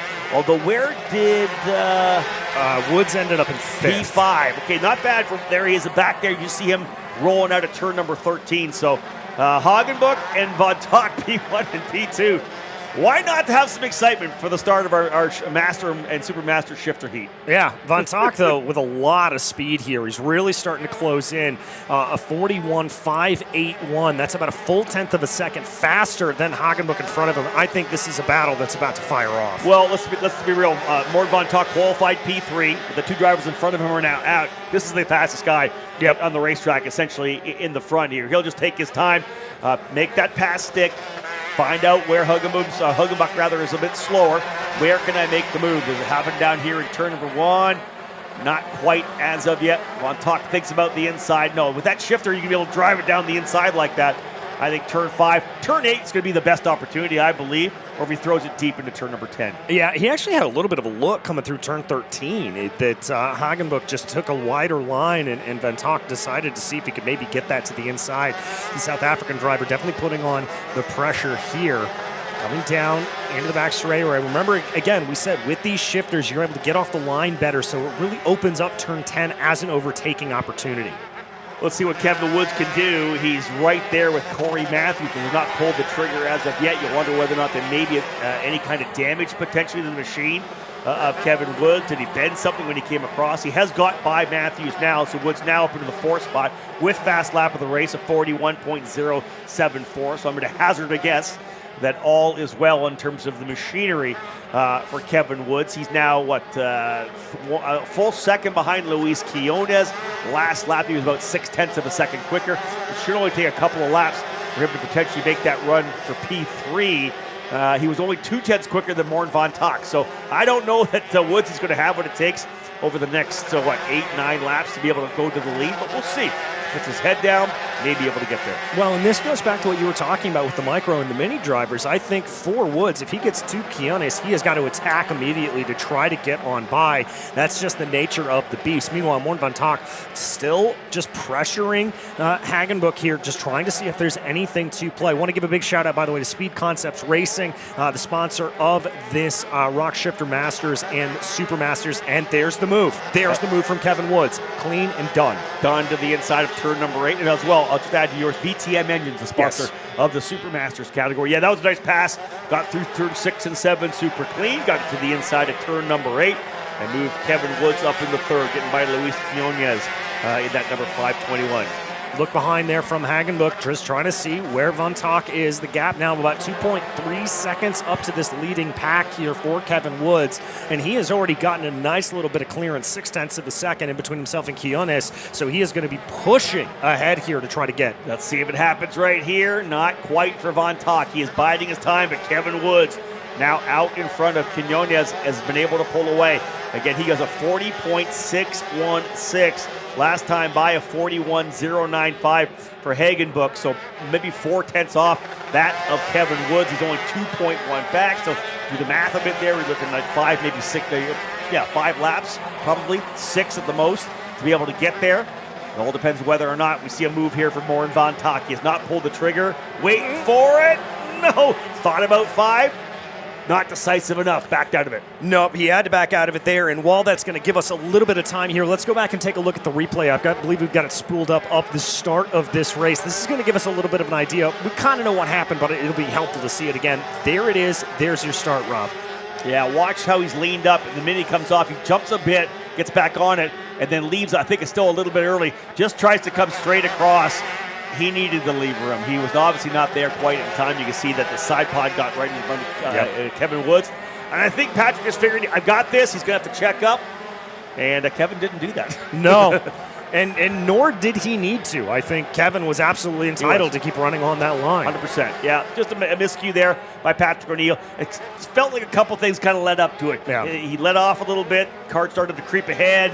He got in the brake, got back off it again, let the clutch out, trying to release. And it looked like he may have gone a bit early. We couldn't see the lights, of course, from our angle, but you're seeing when Kevin Woods was leaving, and he hadn't even left yet. So I just think everything kind of wasn't going in the right direction for Patrick to get away cleanly. Yeah, as we watch more Von Tock, let's keep him here, see if he's able to make this pass into turn 1. He hasn't been aggressive there, but his main opportunity where we've seen him poke his nose is down into turn 5. He's going to back off a little bit, not poke his nose. Well, we've got a quick break in the action. Let's go down to Jackson. Well, guys, I was going to tell you before we actually dropped the green flag there, that the Ron White guys were actually talking in the pit lane, planning on working with one another. That's Kevin Woods and Patrick O'Neill. And obviously this being kind of a turf war between VTM and Ron White. We talked to Ron White, the CRG group, yesterday, and they wanted to work with one another outside of that front row, and clearly things went a little bit awry there. Patrick O'Neill clearly upset, but still smiling. I think it's a little bit more of an et tu Brute kind of scenario there, guys. All right, does that mean somebody's going to get stabbed I afterwards? was going to say, let's not go there. That's perfect. Listen, for sure they'll be sitting down again in the trailer. Yeah, I'm there's not going to sure. be a conversation. And what happened? We just talked about this. Yeah, again, like I said, I felt like things just weren't going the right direction at all for Patrick, and the wrong came after the wrong, and potential move there. Von Tock looked to the inside of turn number 8, but Hagenbuck came across the bow and said, no, you got to bring more, and that is going to 100% allow Kevin Woods back into the conversation. There's the Ron White CRG right there. And I think this is a combination here of Von Tock just not being decisive enough and Hagenbuck running a great race here. Yeah.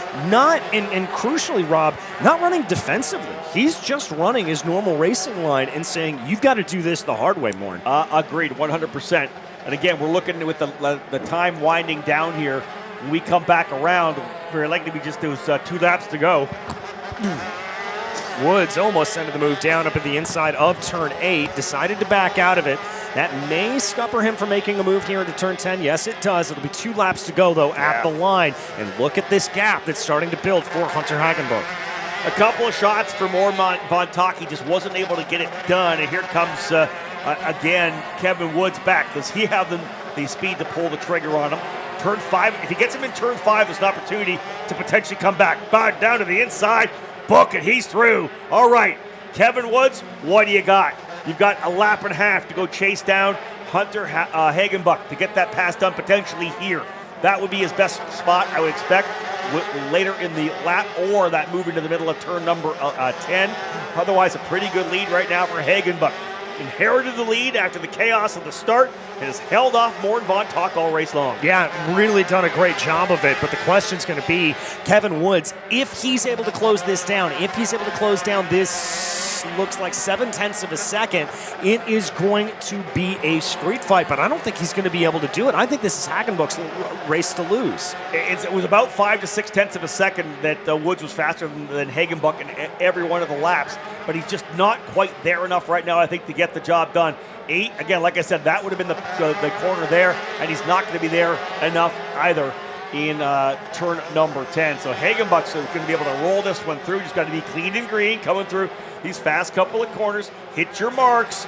Woods is closing, but the bottom line is not enough for Kevin Woods, and Hunter Hagenbuck is going to get a heat race win. Oh, that's a great result for Hunter there. Kevin Woods, great recovery, though. After having that contact at the beginning, we saw him all the way back down in about 5th place to be able to rise back up through the field. Shows great grit and determination. And Morten Von Tock just continuing to put in those consistent top 3, top 4 results. Hagenbuck, Woods, Von Tock, Quinones, and Matthews, the top 5 there. Hagenbuck, Quinones, Rodriguez, and Lopez in the Masters category.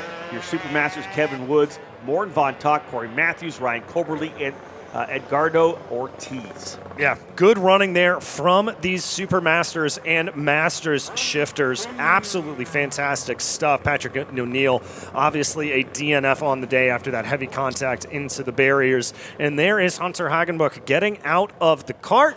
It's going to be a very, very happy driver. Looking back behind at, I believe that is Morn right behind him.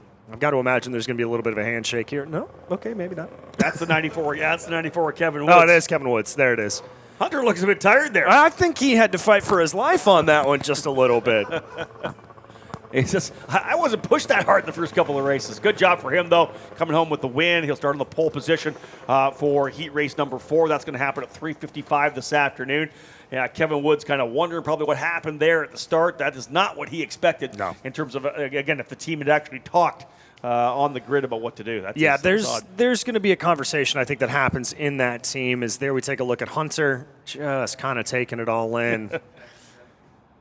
We got one more race this morning Before we go head to the lunch break, DJ ROK SV Pro. 50 drivers getting ready to go there, so one more race to cap off the boarding action. And before we head to that, we're going to head down to Jackson, who's on the grid.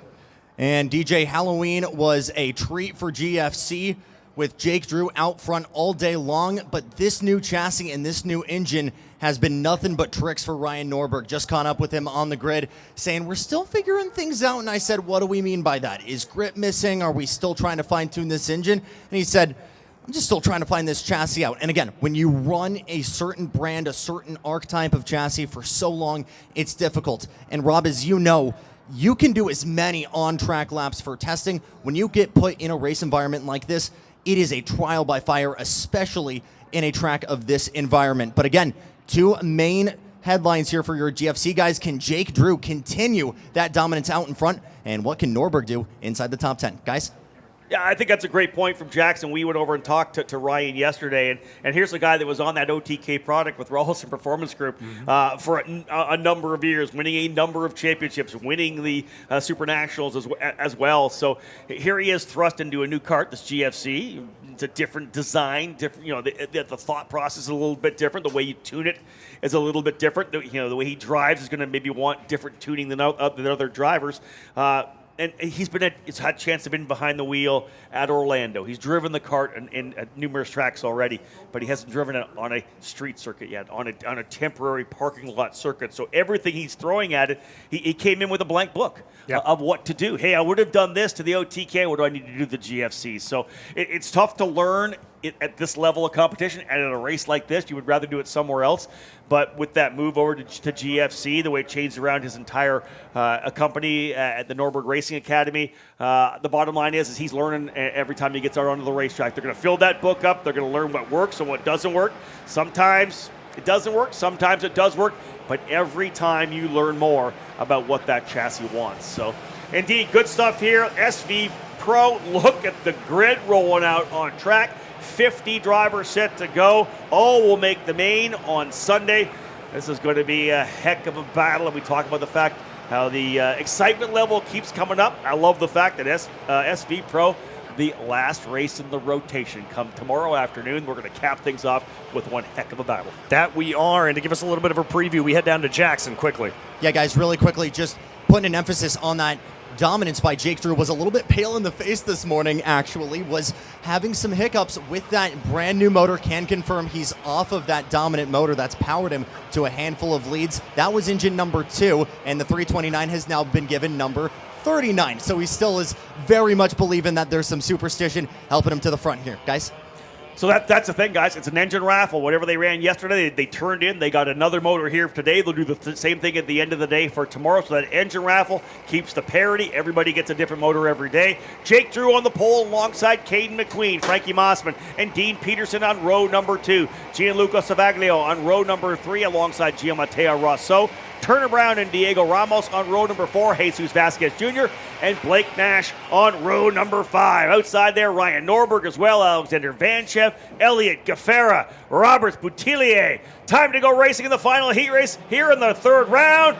Green, green, green. It's a good getaway there for Jake Drew. He's going to be able to hold that inside line. Oh, we've got a big stack up in the middle. Multiple karts involved. It is the definition of a track blockage. That happens in these kind of parking lot temporary courses. A number of drivers locked together. Caleb Gaffera in the 311 involved in that one. Someone got to the back of Caleb, and he got looped around in the opposite direction. That stacked everything up. A bunch of drivers are going to go to the tail of the field. We'll have a look at the live timing when they come across the line to tell you those who have fallen down, those who are involved and got blocked on the inside of the racetrack. Some able to find a way through. Of course, those leaders out front in chaos will put lap number 1 in the books right now as they come across the line to get things underway. So the first couple of drivers across the line. Otherwise, everybody else trying to get cleanly through the opening circuit here. Yeah, and you can still see a little bit of an indentation there from that contact that was made with the inside barrier here. We're going to take a look quickly, Rob, at the replay to just kind of take a look at what happened in that turn 2 area. Watch for one of the drivers getting bumped up in the air, probably Caleb Gaffera, as they come through here.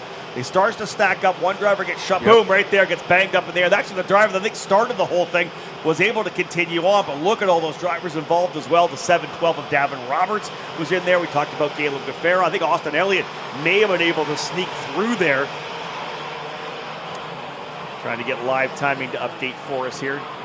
Yeah, it looks like we're having some problems with it. So it's we're down right now. Yep, so we're going to just roll with the changes here as everything comes on through. But it is Jake Drew up into the lead of this race still, and he's going to be holding off as best he can this attack from the two behind. Watch him come through 6 and 7, back over to turn number 8 right now. Big move there.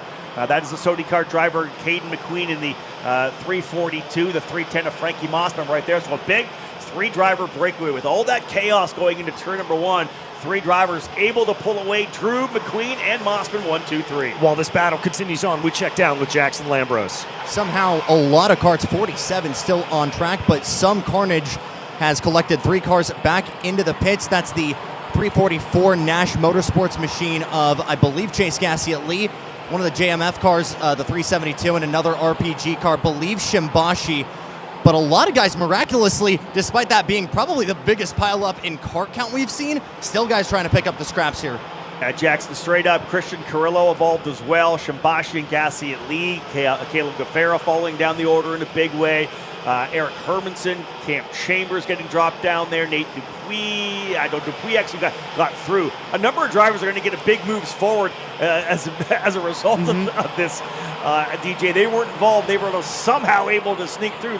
Luka Pasek, who started 47th, got 19 spots. So, hey, pick the route through the chaos. Yep. Comes away running down inside the top 30. I said it yesterday. I'll say it again. Take the AJ Foyt School of Crashes. Go where the carts are, and then they won't be there. That's right. Drew continues to lead. Nice little pack following behind of Gianluca Savaglio, and then Turner Brown and Diego Ramos. Austin Elliott leads a massive gaggle. 3 wide coming down through turn 8. Look at all of this run, but I think the pressure is getting piled on here for Jake Drew. Caden McQueen, hungry, wants to make sure that Jake Drew doesn't go 3 for 3. Austin Elliott running 7th. I think he was the driver who kind of was on the inside there. As it happened and driver started to fade to the outside of the racetrack, he was able to tuck in. He went +7, started 14th, up into 7th. So great run there for him to get things underway, though he just dropped to 15th, so an issue for Austin Elliott as well. The chaos continues here at SV Pro. It's the final race of the morning. Capping things off, Jake Drew trying to keep things rolling. Talked about the fact Jackson told us again the change in engines. How good's it going to be? Well, pretty darn good. He's still running P1. That's Massimino and Elliott going at it. That is for 15th. Paulie Massimino going to the inside of Elliott for P15 in turn number 8. And fully slideways as he did it for the record. We're going to check down with Jackson once more. Another one collected here, and this time it's Davin Roberts, the 312, I believe, one of the Speed Sense machines getting shipped. That is right before the 6-7 right-left flick. So that drops us down. Just catching you up on your carnage here. The 335 of Christian Carrillo, 372 of Aiden Shimbashi, with Chase Gassiet Lee rounding out your field of 48 guys. 3 drivers in total out indefinitely. Other drivers falling down now, adding that Davin Roberts issue as well. Nicholas Landy, I think, involved. Lewis Hodgson, Hunter Kelly, a number of drivers involved. Those that were able to sneak through, trying to capitalize if they can right now. Paulie Massimino, guys, started deep in the field, +27. He totally missed that after he got taken out in yesterday's race, starting at the back of the field. Somehow Paulie Massimino was able to find his way through the fire and come out the other side nicely. That's not a bad day at the office, +27. We'll take it. Yeah, checking back in on the lead. Jake Drew continues to lead, but Caden McQueen hunting, poking down to the inside of turn 8, but Drew with the crossover, and he's going to get it right back. That was pretty. DJ, how good was that? Caden McQueen threw it in there, and Drew very quietly and contently tucked it back to the inside. I'll do the over-under. Thank you very much. I'll take it back. And that's actually allowed Mossman, fast Frankie Mossman, to close up here in the Speed Concepts Racing machine. He's only a half a length off of McQueen, who went for the lead. Now finds himself potentially trying to hold off Mossman for P2. Yep, and that you read my mind on that, Rob. I thought Mossman was going to try to get a little bit of a move here. It's only about a cart length in between those two as they now separate a little bit more. Jake Drew's got himself some breathing room up at the front, but it looks like Caden McQueen's starting to fight back. That second group of Savaglio, Brown, and Ramos also closing on in. We're going to go back and take a look at the replay of that move because it was spectacular. Let's have a look at it. Down the inside comes McQueen. Nicely done. You watch the footwork there too, the brake and the gas pedal back at it, able to turn right down to the inside. Fantastic work by Jake Drew. And listen, Caden McQueen, that's a textbook pass. Yeah. We've seen that happen all weekend so far. McQueen nicely to the inside, normally would have it, but just as he drifted across the apex, down the inside comes Jake Drew. That's one of the best single-speed drivers in the country. Jake Drew, very impressive to retake that lead. Yeah, very, very good. Now, Mossman on the attack here as it looks like Caden McQueen has fallen back into his clutches of that 310 machine for Speed Concepts Racing. Try to see if he can close in a little bit more down through 10, 11, and 12. Mossman definitely on a charge here, but doesn't want to throw this all away. We've already seen a few things happen. By the way, we sit at 1 minute and 8 seconds left on the clock, plus 2 laps. Mossman has some room. That's the one thing, too. He's looked over his shoulder. Almost a full 2 seconds back to Gianluca Savaglia, who is battling it out there with Turner Brown. So Mossman knows that he's able to throw it in there if he wants. If it's not so much of a low percentage move, but he knows if he makes the move and it checks everybody up, he's still going to have the room to be able to come away with it. We'll see whether or not he has the pace, because right now it looks like McQueen is remounting another charge to get himself back up on Jake Drew. He tried it over in turn number 8 a couple of laps ago, fell under the clutches of Mossman, but he has rebounded again. And last time was quicker by about 3 or 4 hundredths of a second. Let's see if Caden McQueen can give it another shot. They're going to sneak through here before the time runs out. I'd say probably 3 laps to go. I think that's about right. They'll come to the line for 3 laps to go. Let's see here from McQueen if he's got anything for Jake Drew, who just continues, despite the engine lottery, despite the engine raffle, continues to lead. But here comes McQueen again. Does he try the same move that he did earlier? No, he stays in line. Tries to get a little bit of a better run. Could we see something down into 10? I thought he was going to look to the inside of 7 at one point. He kind of drifted through turn 6. Here's the move to the end of the back straightaway to the inside. Book it. Can he get it rotated in turn 11? He does. Turn 12. Caden McQueen back to the lead with a great move to the inside of turn number 10. Jake Drew, ball's in your court. What do you got here with 2 to go? Oh, he's got to move down to the inside of turn 2. How did they not make contact? They're still side by side coming down into turn 5. That's going to give advantage back over to Caden McQueen, but Frankie Mossman's also getting involved. Mossman, I think, is going to have to back out here. No, he doesn't, and they're still going to be side by side coming through 6 and 7. Now, it's Drew up ahead. Mossman goes around the outside in the 310, trying to be able to make this work, and he still can't do it, but I think we've got to move percolating into 10. Yeah, Drew's thinking about P2 right now, not P1. He's trying to hold back Mossman. He had a great run to the outside of turn number 5 after Mossman made the move to the inside, following McQueen through. Got a good run out, but that kind of gave McQueen what he needed. They'll come across the line with 1 to go. Mossman's right there. Drew already on the defensive. I think he figures out right now, I'm going for P2 right now. I'm thinking points to take me through where I need to go. Right now he's running second. McQueen nicely out in front. That's Mossman and Drew battling it out for P2. Yeah, that was a good slick move from Caden McQueen to be able to hold on to it. Jake Drew running a little bit. I'm not actually going to call that defensive. I think that was just a wider line there from Frankie Mossman, trying to get as much speed as he can down the back straightaway. Middle of the track there for Jake Drew. Mossman not able to get it to play. Does he have anything into turn 11? No, it looks like he'll stay in line. I think that's going to be Jake Drew's position, but up at the front, it is Caden McQueen that'll take victory here in heat number 3. Then Jake Drew and Frankie Mossman. Right across the line, Savaglio and Ramos go side by side. Ramos ends up with a spot, so Caden McQueen gets the win by over a second. A fantastic battle. Threw it in on Drew a couple of laps earlier. The over-under gave it back to Drew. This time, the over in turn number 10. No holding back, Caden McQueen, as the British driver for Sody Kart and Velocity Racing comes away with a Heat 3 SV Pro win. Jake Drew holding off Frankie Mossman for second, Mossman third, Turner Brown fourth. A great job for the rookie senior. Brown in 4th spot, Diego Ramos in 5th, Gianluca Savaglio in the 6th position. Van Chev ends up in 7th, up 4. Gio Rosso in 8th. 9th, Blake Nash 10th. Chase Hand plus 12. We saw him winning in VLR.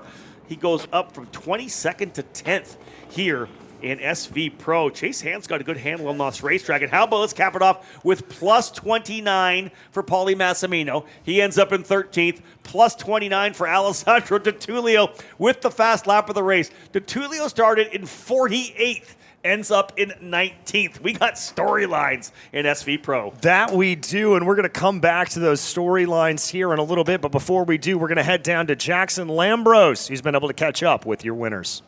And for the first time this weekend, a new name on top of the SV Pro leaderboard. It's the Velocity Saudi of Caden McQueen. It's been a 72-hour-long study session, my friend, to get to the front. Talk to me about that move. Yeah, I think, yesterday we was fast enough to do the job.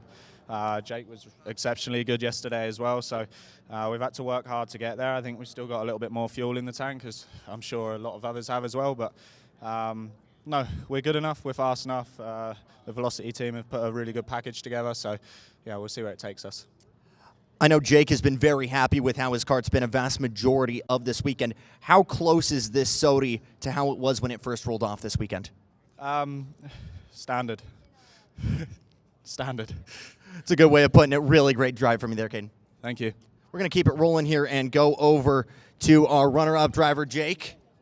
If I can have you running over, the chirping's going on over here, but it's all friendly. Jake, what do you feel like was potentially missing there for Heat 3?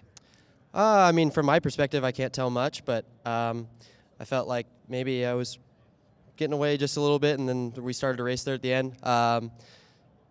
Either way, the points are still good, so not too worried about it. Just need to get a good start and have another top 2 finish and probably start on the pole for the final. No, it was still a little bit of code red for you this morning with this new motor during warm-ups. Everything feel good for you now, though, clearly? Yeah, I think everything's strong with the engine. Had a little bit of carburation issue when we put it on this morning, but seems to be all sorted now, and we'll go look everything over and see what we need for the 4th heat, but probably not much. Thank you, Jake. The guys are sweating, they're panting. It's clearly getting hot on track, but one thing is for certain guys, it's starting to get spicy in SV Pro. That it most certainly is, Jackson. And thank you so much for the hustle down there. Rob, we're about ready to head over to lunch, get ourselves a little bit fed, but final thoughts on this morning. I like the insight that we got from Caden McQueen there and Jake Drew as well. Both those drivers are pretty happy with the way things going with the chassis-wise. I think they both feel like they got the pieces to potentially win. There's still another heat race to come this afternoon. There's a little bit about the warm-up there as well. We talked about people changing karts and getting a feel for the chassis, maybe changes in the warm-up. For these guys in SV Pro with that engine raffle, they're also getting a chance to dial something in for the first time. Carburation issues for Jake Drew. The team was able to fix it up. If it wasn't for the warm-up, he would have had that in the actual race itself. So that warm-up definitely helping the drivers in SV Pro. Yeah, very, very crucial. Well, like I said, we're going to take a quick break away. We're going to pay a few bills first. We will be back with you. If you're watching on the YouTube stream, this morning stream will be done. Make sure to stay tuned to the ROK Cup channel where we will switch on over. If you're here at Trackside, well, you're just stuck with us. So have a great lunch break. We'll see you back in about an hour.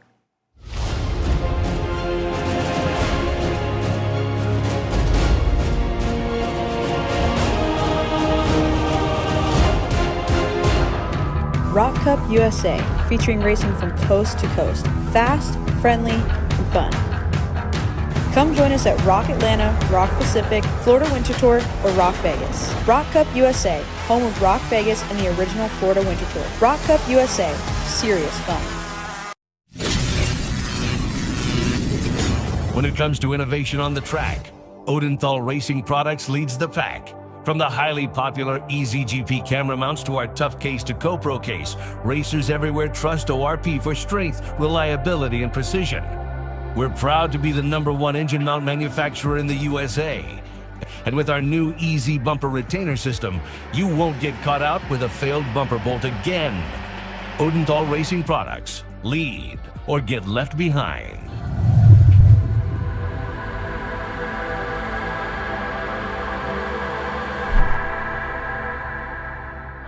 High-end floors for high-end lifestyles. At TSG 5-Star, we connect the most respected hardwood, laminate, and vinyl flooring brands with the designers as showrooms who create unforgettable spaces.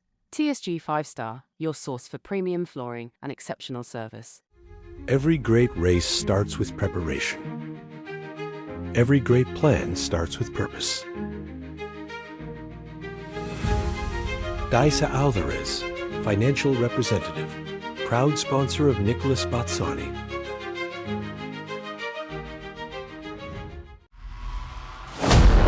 Four drivers. 12 turns. 1 goal. This is Power Drive Vegas.